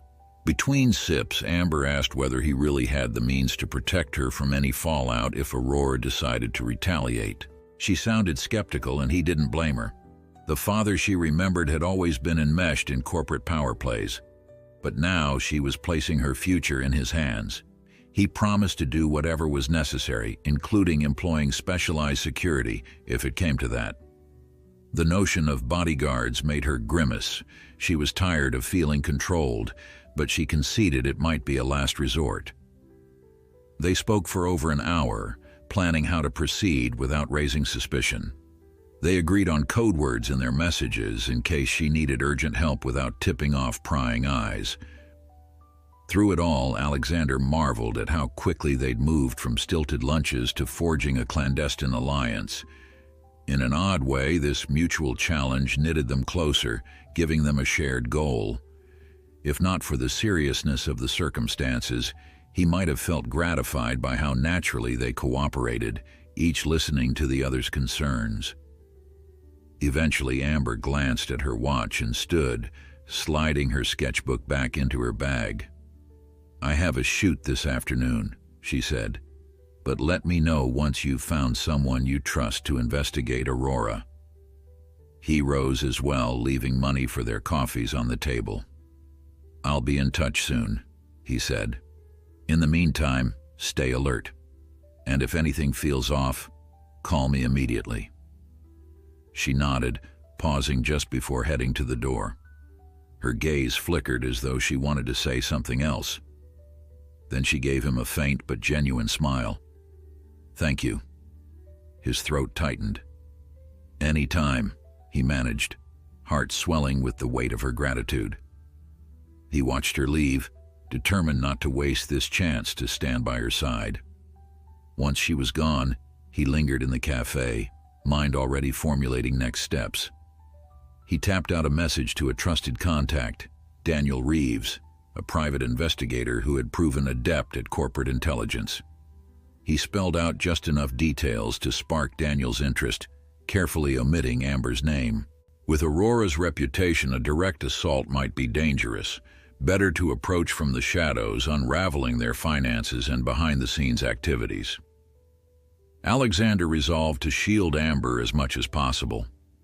That afternoon, while fielding calls from various executives in his own ventures, he felt a fierce sense of purpose unlike any he'd experienced in years. This was no mere business puzzle. It was personal redemption. If Aurora was indeed entangled in unethical or exploitative dealings, he would bring them down, no matter how deeply he had to dig. For Amber's sake, he would do what he'd failed to do before: offer unwavering support. 3 days later, Daniel got back to him with an initial report.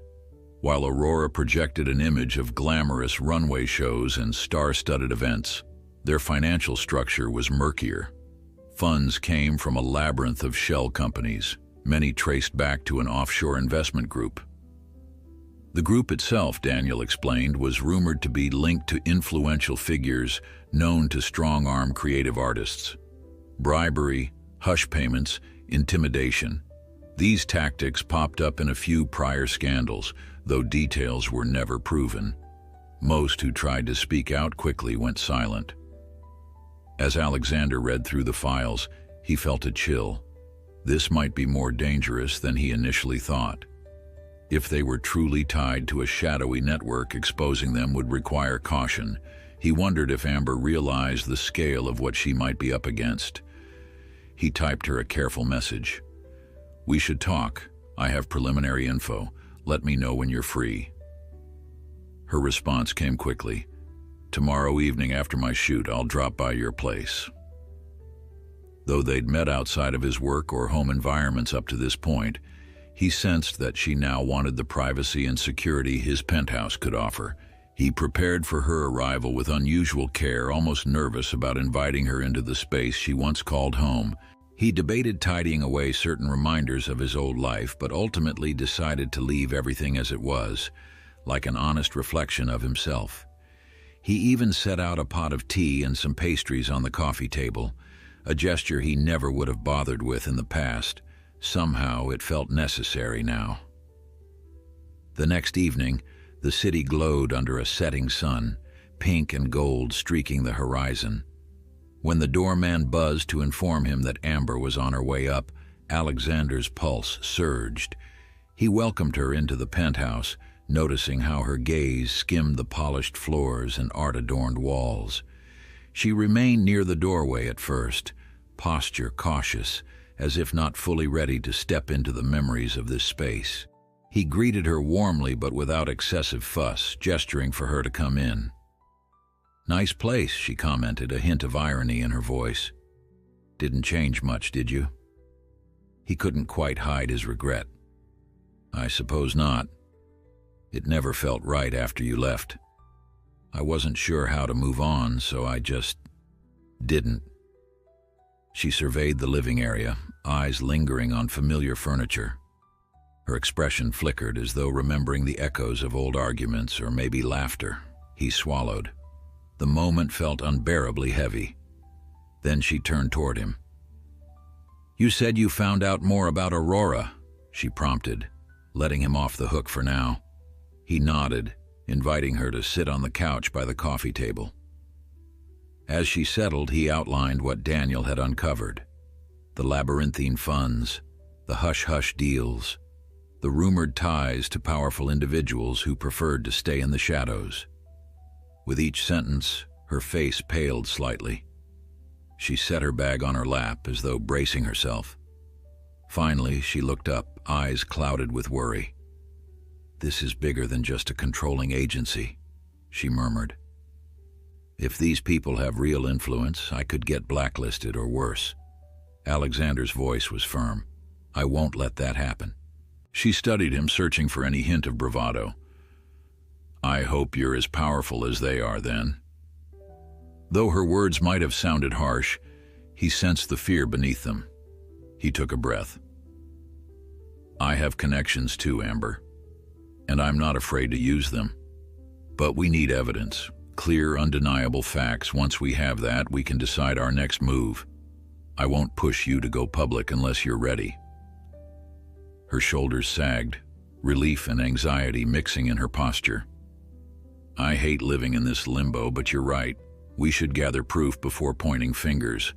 That means I'll have to keep playing Aurora's game a bit longer, yeah?" He grimaced at the thought of her staying in a precarious position. "Yes," he admitted, "but be vigilant. If something feels off, let me know right away." She nodded, picking up a cookie from the tray with a trembling hand. "Okay," she said quietly, staring at the penthouse's expansive windows. The skyline beyond glimmered with promise and danger all at once. "I'll do what it takes. I just hope we're not in over our heads."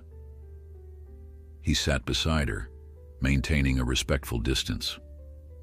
"We'll navigate it together," he said, and for once his words carried no empty assurance. He intended to protect her, whether that meant going head-to-head with Aurora's hidden backers or leveraging every bit of influence he possessed. He wouldn't fail her again. Over the following week, Amber and Alexander operated like two people sharing a secret mission. Their renewed father-daughter bond remained tentative, but necessity drew them closer. Each day, Amber texted updates about her schedule at Aurora, upcoming shoots, contract discussions, social events. She did her best to appear calm around Claudia and her team, hiding the questions gnawing at her conscience. Meanwhile, Alexander coordinated discreetly with Daniel Reeves, gathering deeper intelligence on Aurora's labyrinth of financiers. Late at night, he found himself poring over emails, spreadsheets, and private reports, heart pounding whenever he discovered fresh signs of corruption, ties to bribery, whispers of personal favors. He sensed a shadowy network clinging to Aurora's success, determined to stay hidden. They agreed that Amber would stall any final decision on her contract renewal, giving them time to collect solid evidence. It wasn't easy. At one point, Claudia summoned Amber to a friendly lunch, where she dangled a signing bonus large enough to tempt almost anyone. Amber feigned polite interest, all the while remembering Alexander's caution not to commit too soon. Afterward, she called him, voice shaking with mingled frustration and relief. They met in a quiet park, away from prying ears. She paced under the boughs of a towering oak, describing every subtle threat woven into Claudia's spiel.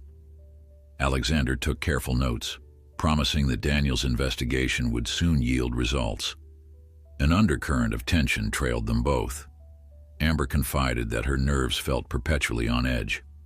Whenever she caught a co-worker glancing her way, she wondered if they suspected her secrecy. Could they tell she was gathering intel for an unknown cause?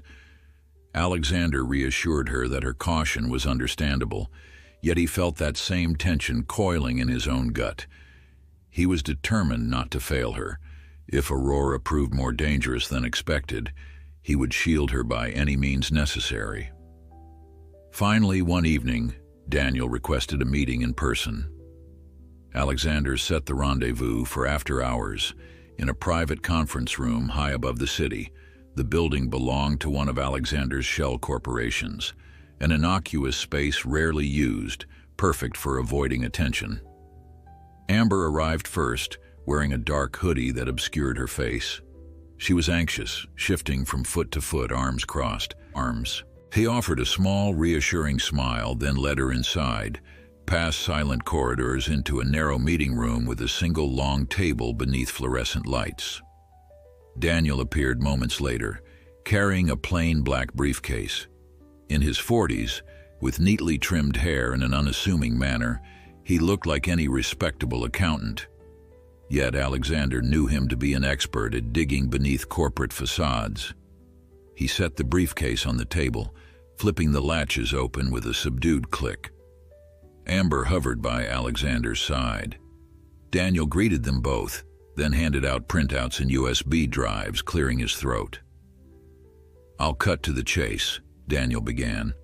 Aurora's finances trace back to multiple holding companies. Most are standard, legit enough on paper, but I've identified 3 that raise questions. They channel money through known tax havens, then filter it into Aurora's operational budget. Each firm is linked to a man named Vincent Morello. He's an infamous fixer who's rumored to have connections to offshore gambling, trafficking, and hush money payouts. Alexander felt Amber stiffen beside him. The mention of a name, a single point of contact, gave the threat a more concrete shape. "So this Morello has a stake in Aurora?" Alexander asked, scanning the documents, "and presumably a vested interest in controlling the model's images?" Daniel nodded. "Precisely. Rumor is that he uses Aurora's glamorous front to forge alliances with powerful people. It's possible he arranges private events where models are encouraged or coerced to mingle with high-profile associates. Some believe it goes further, involving blackmail or exploitation. Nothing's proven, but the patterns fit what Amber has been observing." Amber swallowed hard. "I never heard the name Morello at Aurora. Claudia's never mentioned him. Is he above her in the pecking order?" "Likely," Daniel said. "Claudia might just be a middle manager, so to speak. She handles day-to-day while Morello pulls strings behind the scenes. If he's pressuring you to sign a longer contract, it's to keep you under their umbrella, and possibly to groom you for events that go beyond modeling." Amber's face paled. Alexander reached for her hand, a gesture she allowed. "We need to gather direct evidence linking Aurora's leaders to Morello," he said, voice tight. "Proof that they're facilitating something illegal. Otherwise, they could brush off accusations as rumors or disgruntled hearsay." "Agreed," Daniel said. "I'm still chasing a lead involving an ex-employee who left under mysterious circumstances. If we can convince them to talk, we might get a statement. But it's risky, especially if Morello has eyes everywhere. Amber, are you willing to keep playing along a bit longer?" She inhaled shakily, glancing at Alexander. He gave her hand a small squeeze, letting her decide. "Yes," she whispered. "I can act normal, but I won't attend anything that feels overtly suspicious unless it's absolutely necessary to get proof."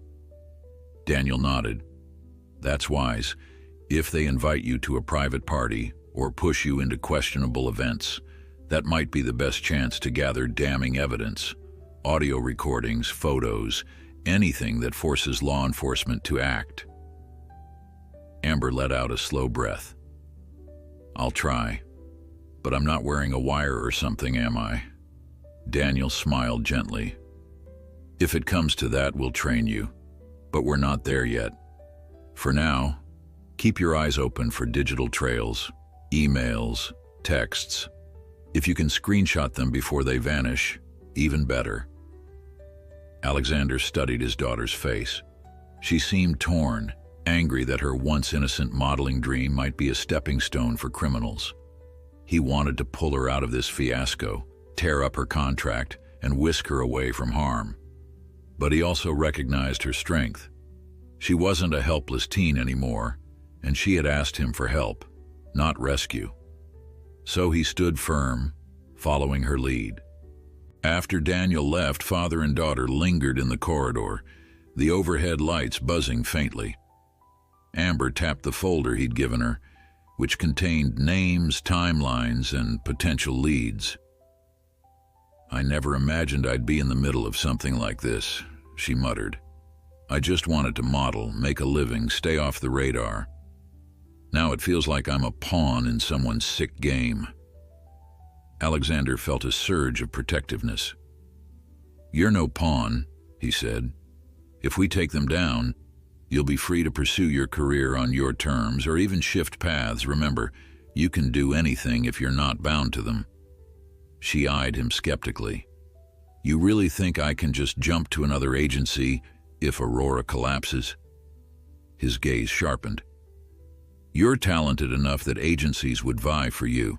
Besides, I have contacts in the fashion world. If you decide to keep modeling, I'll help you find a safer home, but I won't pressure you either way." The corridor felt oppressively quiet, the hum of ventilation filling the pauses. Amber glanced at a reflection of herself in a glass partition, then turned back to him, a complicated mix of gratitude and uncertainty in her expression. "I don't want you to solve all my problems," she said softly. "I want to handle my career on my own, but right now I just need a partner in this, someone who won't betray me." Alexander's eyes stung with emotion. "I'm here," he promised. "We do this together." They rode the elevator down to the lobby without further conversation, each lost in thought. Outside, the city lights glowed against a moonless sky, the sidewalks bustling with late-night wanderers. Amber offered him a subdued goodbye, then slipped into a waiting cab. As he watched her tail lights merge with traffic, he felt an unsettling swirl. Pride that she was brave enough to confront Aurora's darkness and dread of what might happen if they uncovered something truly ominous. The next days passed in a nerve-wracking lull. Amber continued her routine at Aurora, nodding politely when Claudia dropped hints about exclusive parties. Each time she sensed a boundary crossing, her stomach knotted. She followed Alexander's advice. Never alone with suspicious people, always alert for signals that someone was testing her compliance.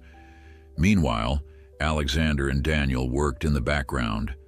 At odd intervals, Amber forwarded bits of evidence, screenshots of texts urging her to keep certain details confidential, a suspicious itinerary for a business retreat at a remote estate. The puzzle pieces multiplied, painting a grim picture. Finally, Claudia asked Amber to attend a weekend gathering at the private estate of an unnamed sponsor. Her tone was cajoling but firm. "Your presence is mandatory," she said, her bright voice betraying an edge of menace. "We'll finalize the new contract there, and you'll get to meet some very important investors. They've taken a particular interest in you. It's an honor, truly." Amber felt a chill upon hearing those words. Still, she kept her expression serene, murmuring agreement. The second Claudia left, she ducked into a corner and texted Alexander, "Got an invite to a private event this weekend. They insist I come. Might be a setup." He replied almost immediately, "We expected this. Be cautious. Daniel and I will figure out how to keep you safe. Let's meet tonight."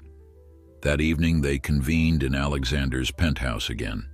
Daniel arrived with a small device that could record hours of audio discreetly, disguised as a silver necklace. He explained how to activate it with a subtle touch, how to store the files offline. Amber stared at it apprehensively. "If they search my bag, won't they find this?" Daniel shook his head. "It's not that big, and you can wear it as part of your outfit. They won't suspect jewelry, especially not something that looks expensive. Just be sure to stay calm if anyone touches it." Alexander listened, tension coiling in his muscles. He hated the idea of her stepping into what could be a trap, but they had come too far to back out. The safest route to real evidence was infiltration. He resolved to be close by, ready to intervene if things turned dire. At last, Amber placed the necklace around her neck, testing the feel. She looked into the mirror near Alexander's foyer. Her reflection showed a poised young woman, shoulders squared, eyes flickering with fear and determination. "I'll do this," she said softly. "But if anything goes wrong..." Alexander approached, resting a gentle hand on her shoulder. "You text me, call me, whatever it takes. I'll have security on standby. We'll be ready to pull you out." His voice dropped to a hush. "I promise." She nodded once, and he felt her tremble under his palm. They had spent years separated by anger and misunderstanding. Now, within days, they were forging a tenuous alliance in the face of dangerous forces. It was hardly the father-daughter reunion either of them had imagined, but if they succeeded, it might become the foundation on which they built something real. For now, all they could do was hold their breath and hope the upcoming weekend brought them closer to exposing Aurora's dark core without tearing them apart in the process. Amber stood at the foot of a winding driveway, clutching her small handbag and forcing her heart to remain steady. The estate before her looked grand yet ominous, a sprawling manor hidden behind tall hedges and a wrought iron gate. She'd arrived alone in a hired car, as instructed, her invitation from Aurora firmly in hand. A security guard in a dark suit nodded her through, scarcely glancing at the gold-embossed card.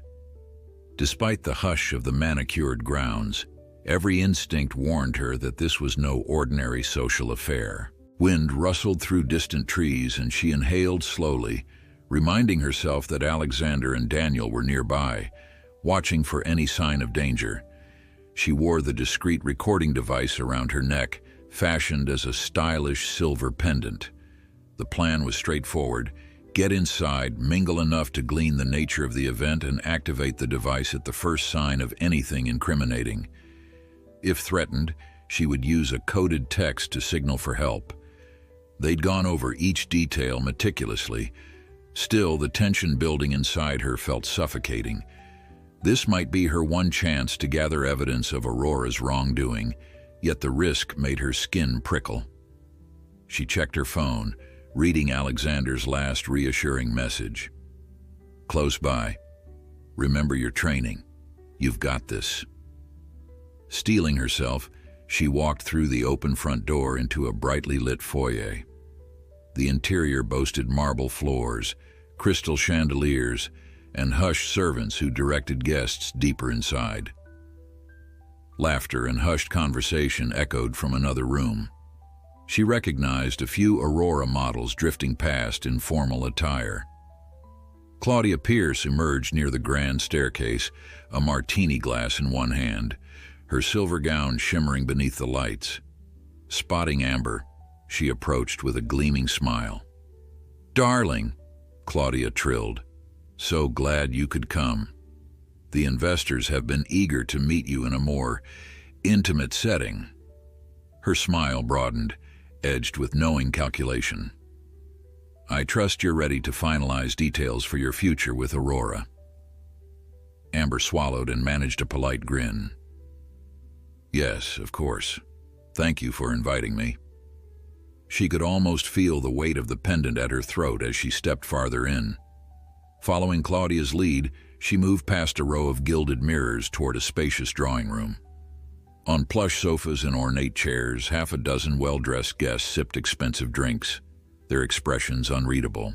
Claudia guided her toward a group of 3 men speaking in low voices near the fireplace. One, a silver-haired individual with cold eyes, caught Amber's attention. She sensed he was the dominant presence, standing a bit apart, as if used to people deferring to him. Without preamble, Claudia said, "Amber Sparks, meet Mr. Morello." The name struck like a jolt.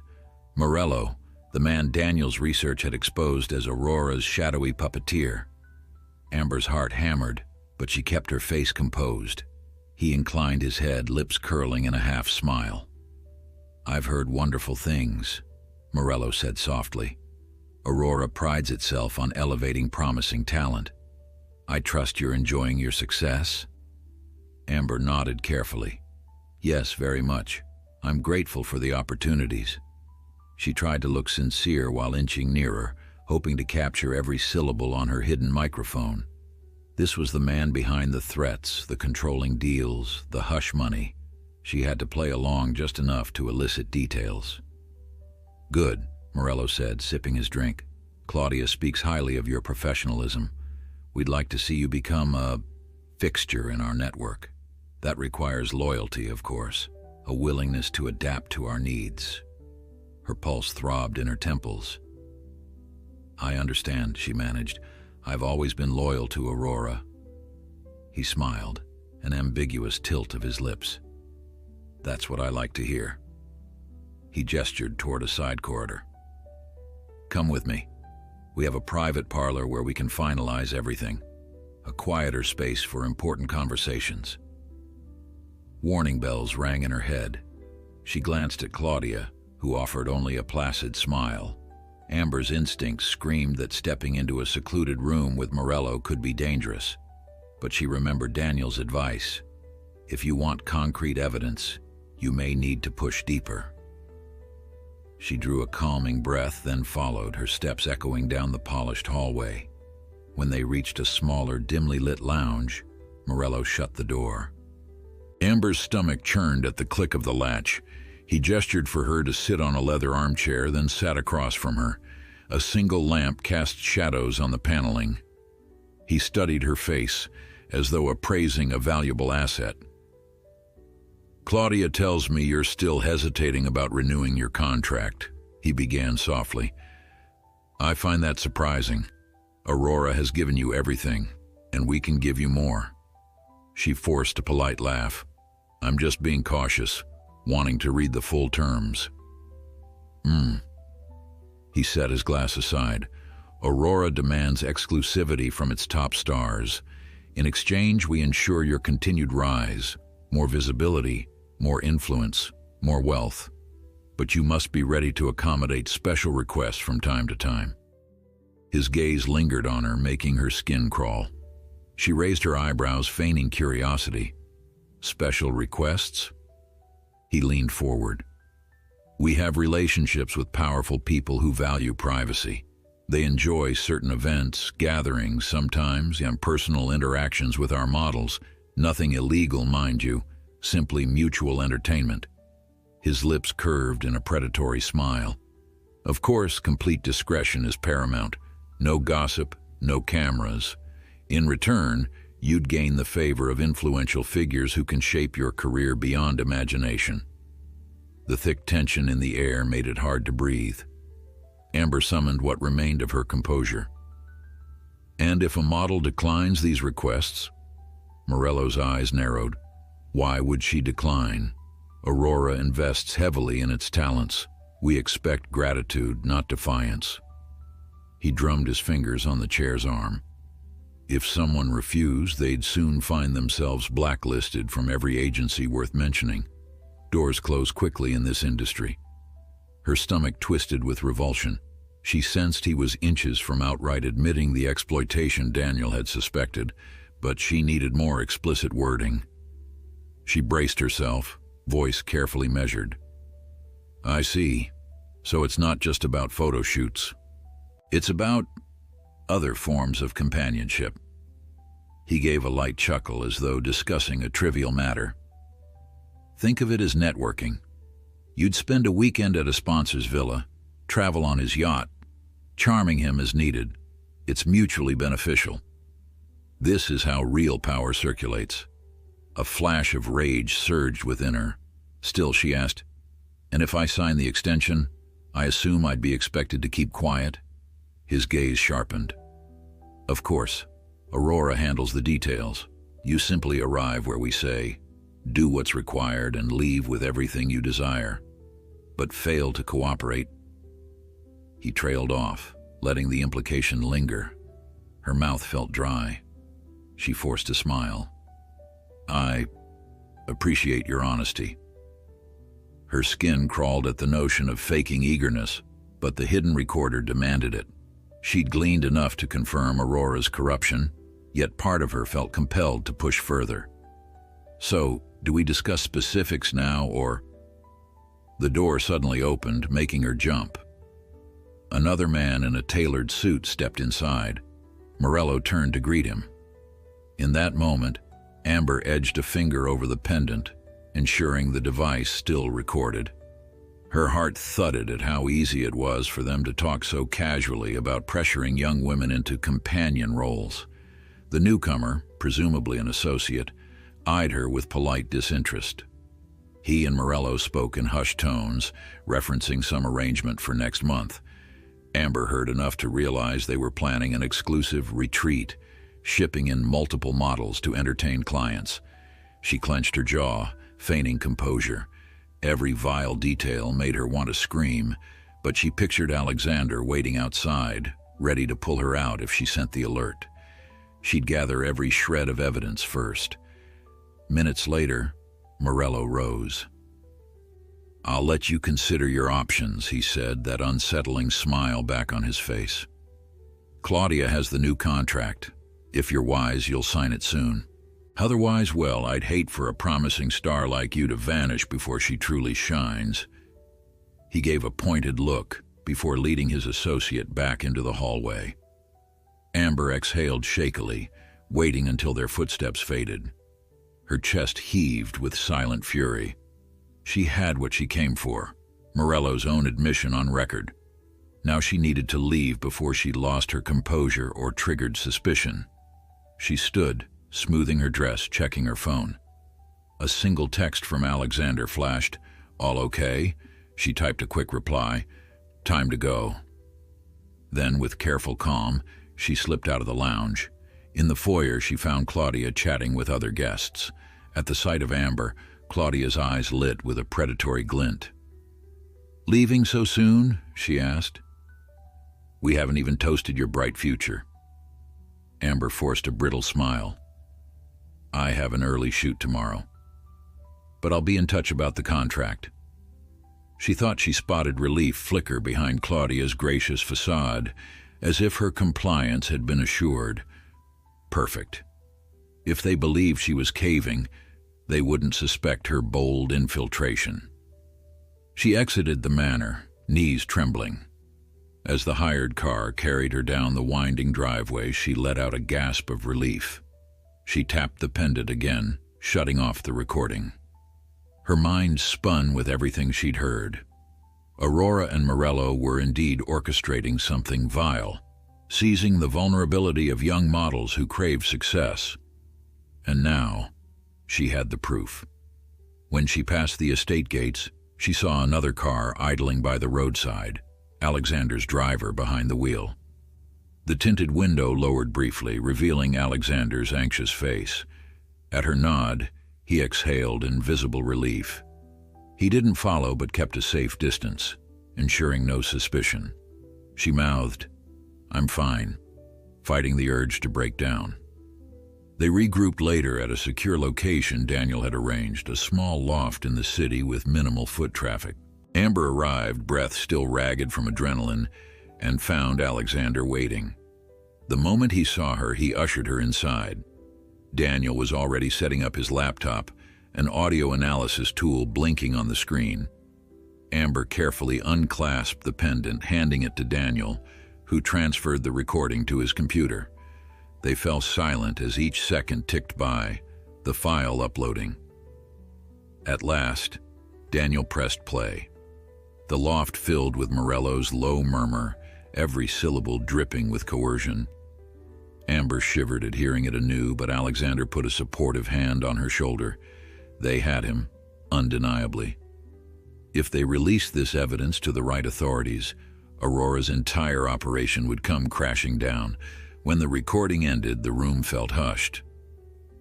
Daniel shut his laptop. "This is conclusive," he said, voice subdued. "We can approach law enforcement. With the corporate records tying Aurora to Morello, and the blackmail attempts spelled out on audio, they'll have grounds for a full investigation." Alexander turned to Amber, eyes reflecting both pride and sorrow. "You were incredible," he said. "That took immense courage." She stood there, breath uneven, as the reality sank in. She had risked everything and succeeded in exposing a vile network, yet she felt no triumph, only a raw ache that the industry she'd cherished was tainted. She nodded slowly. "Let's bring them down," she whispered, her voice trembling yet resolute.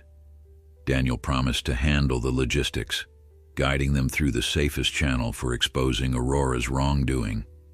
Meanwhile, Alexander insisted on arranging protection for Amber, at least for a while. This time she didn't argue. She recognized the danger she might face once Aurora realized she'd played them, but she also recognized the firm, unwavering presence of her father at her side. At dawn, they all stood near the loft's window, watching the first rays of sunlight break over the skyline. The city sparkled with new beginnings. Amber clasped the pendant in her hand, feeling relief wash through her. She'd never expected this twist in her life, uniting with a father she once despised to confront a threat bigger than them both. Yet here they were, forging trust in the crucible of shared danger. Tomorrow, once the investigation commenced, everything would change. But for now, she turned to Alexander, tears brimming. "Thank you," she said softly, her voice catching. "I couldn't have done any of this alone." He reached out, gently brushing a tear from her cheek. "And I couldn't face losing you again. I'm proud of you." His words resonated in the stillness, a promise that whatever came next, they would stand together, no longer strangers but father and daughter, learning to heal and rebuild one step at a time.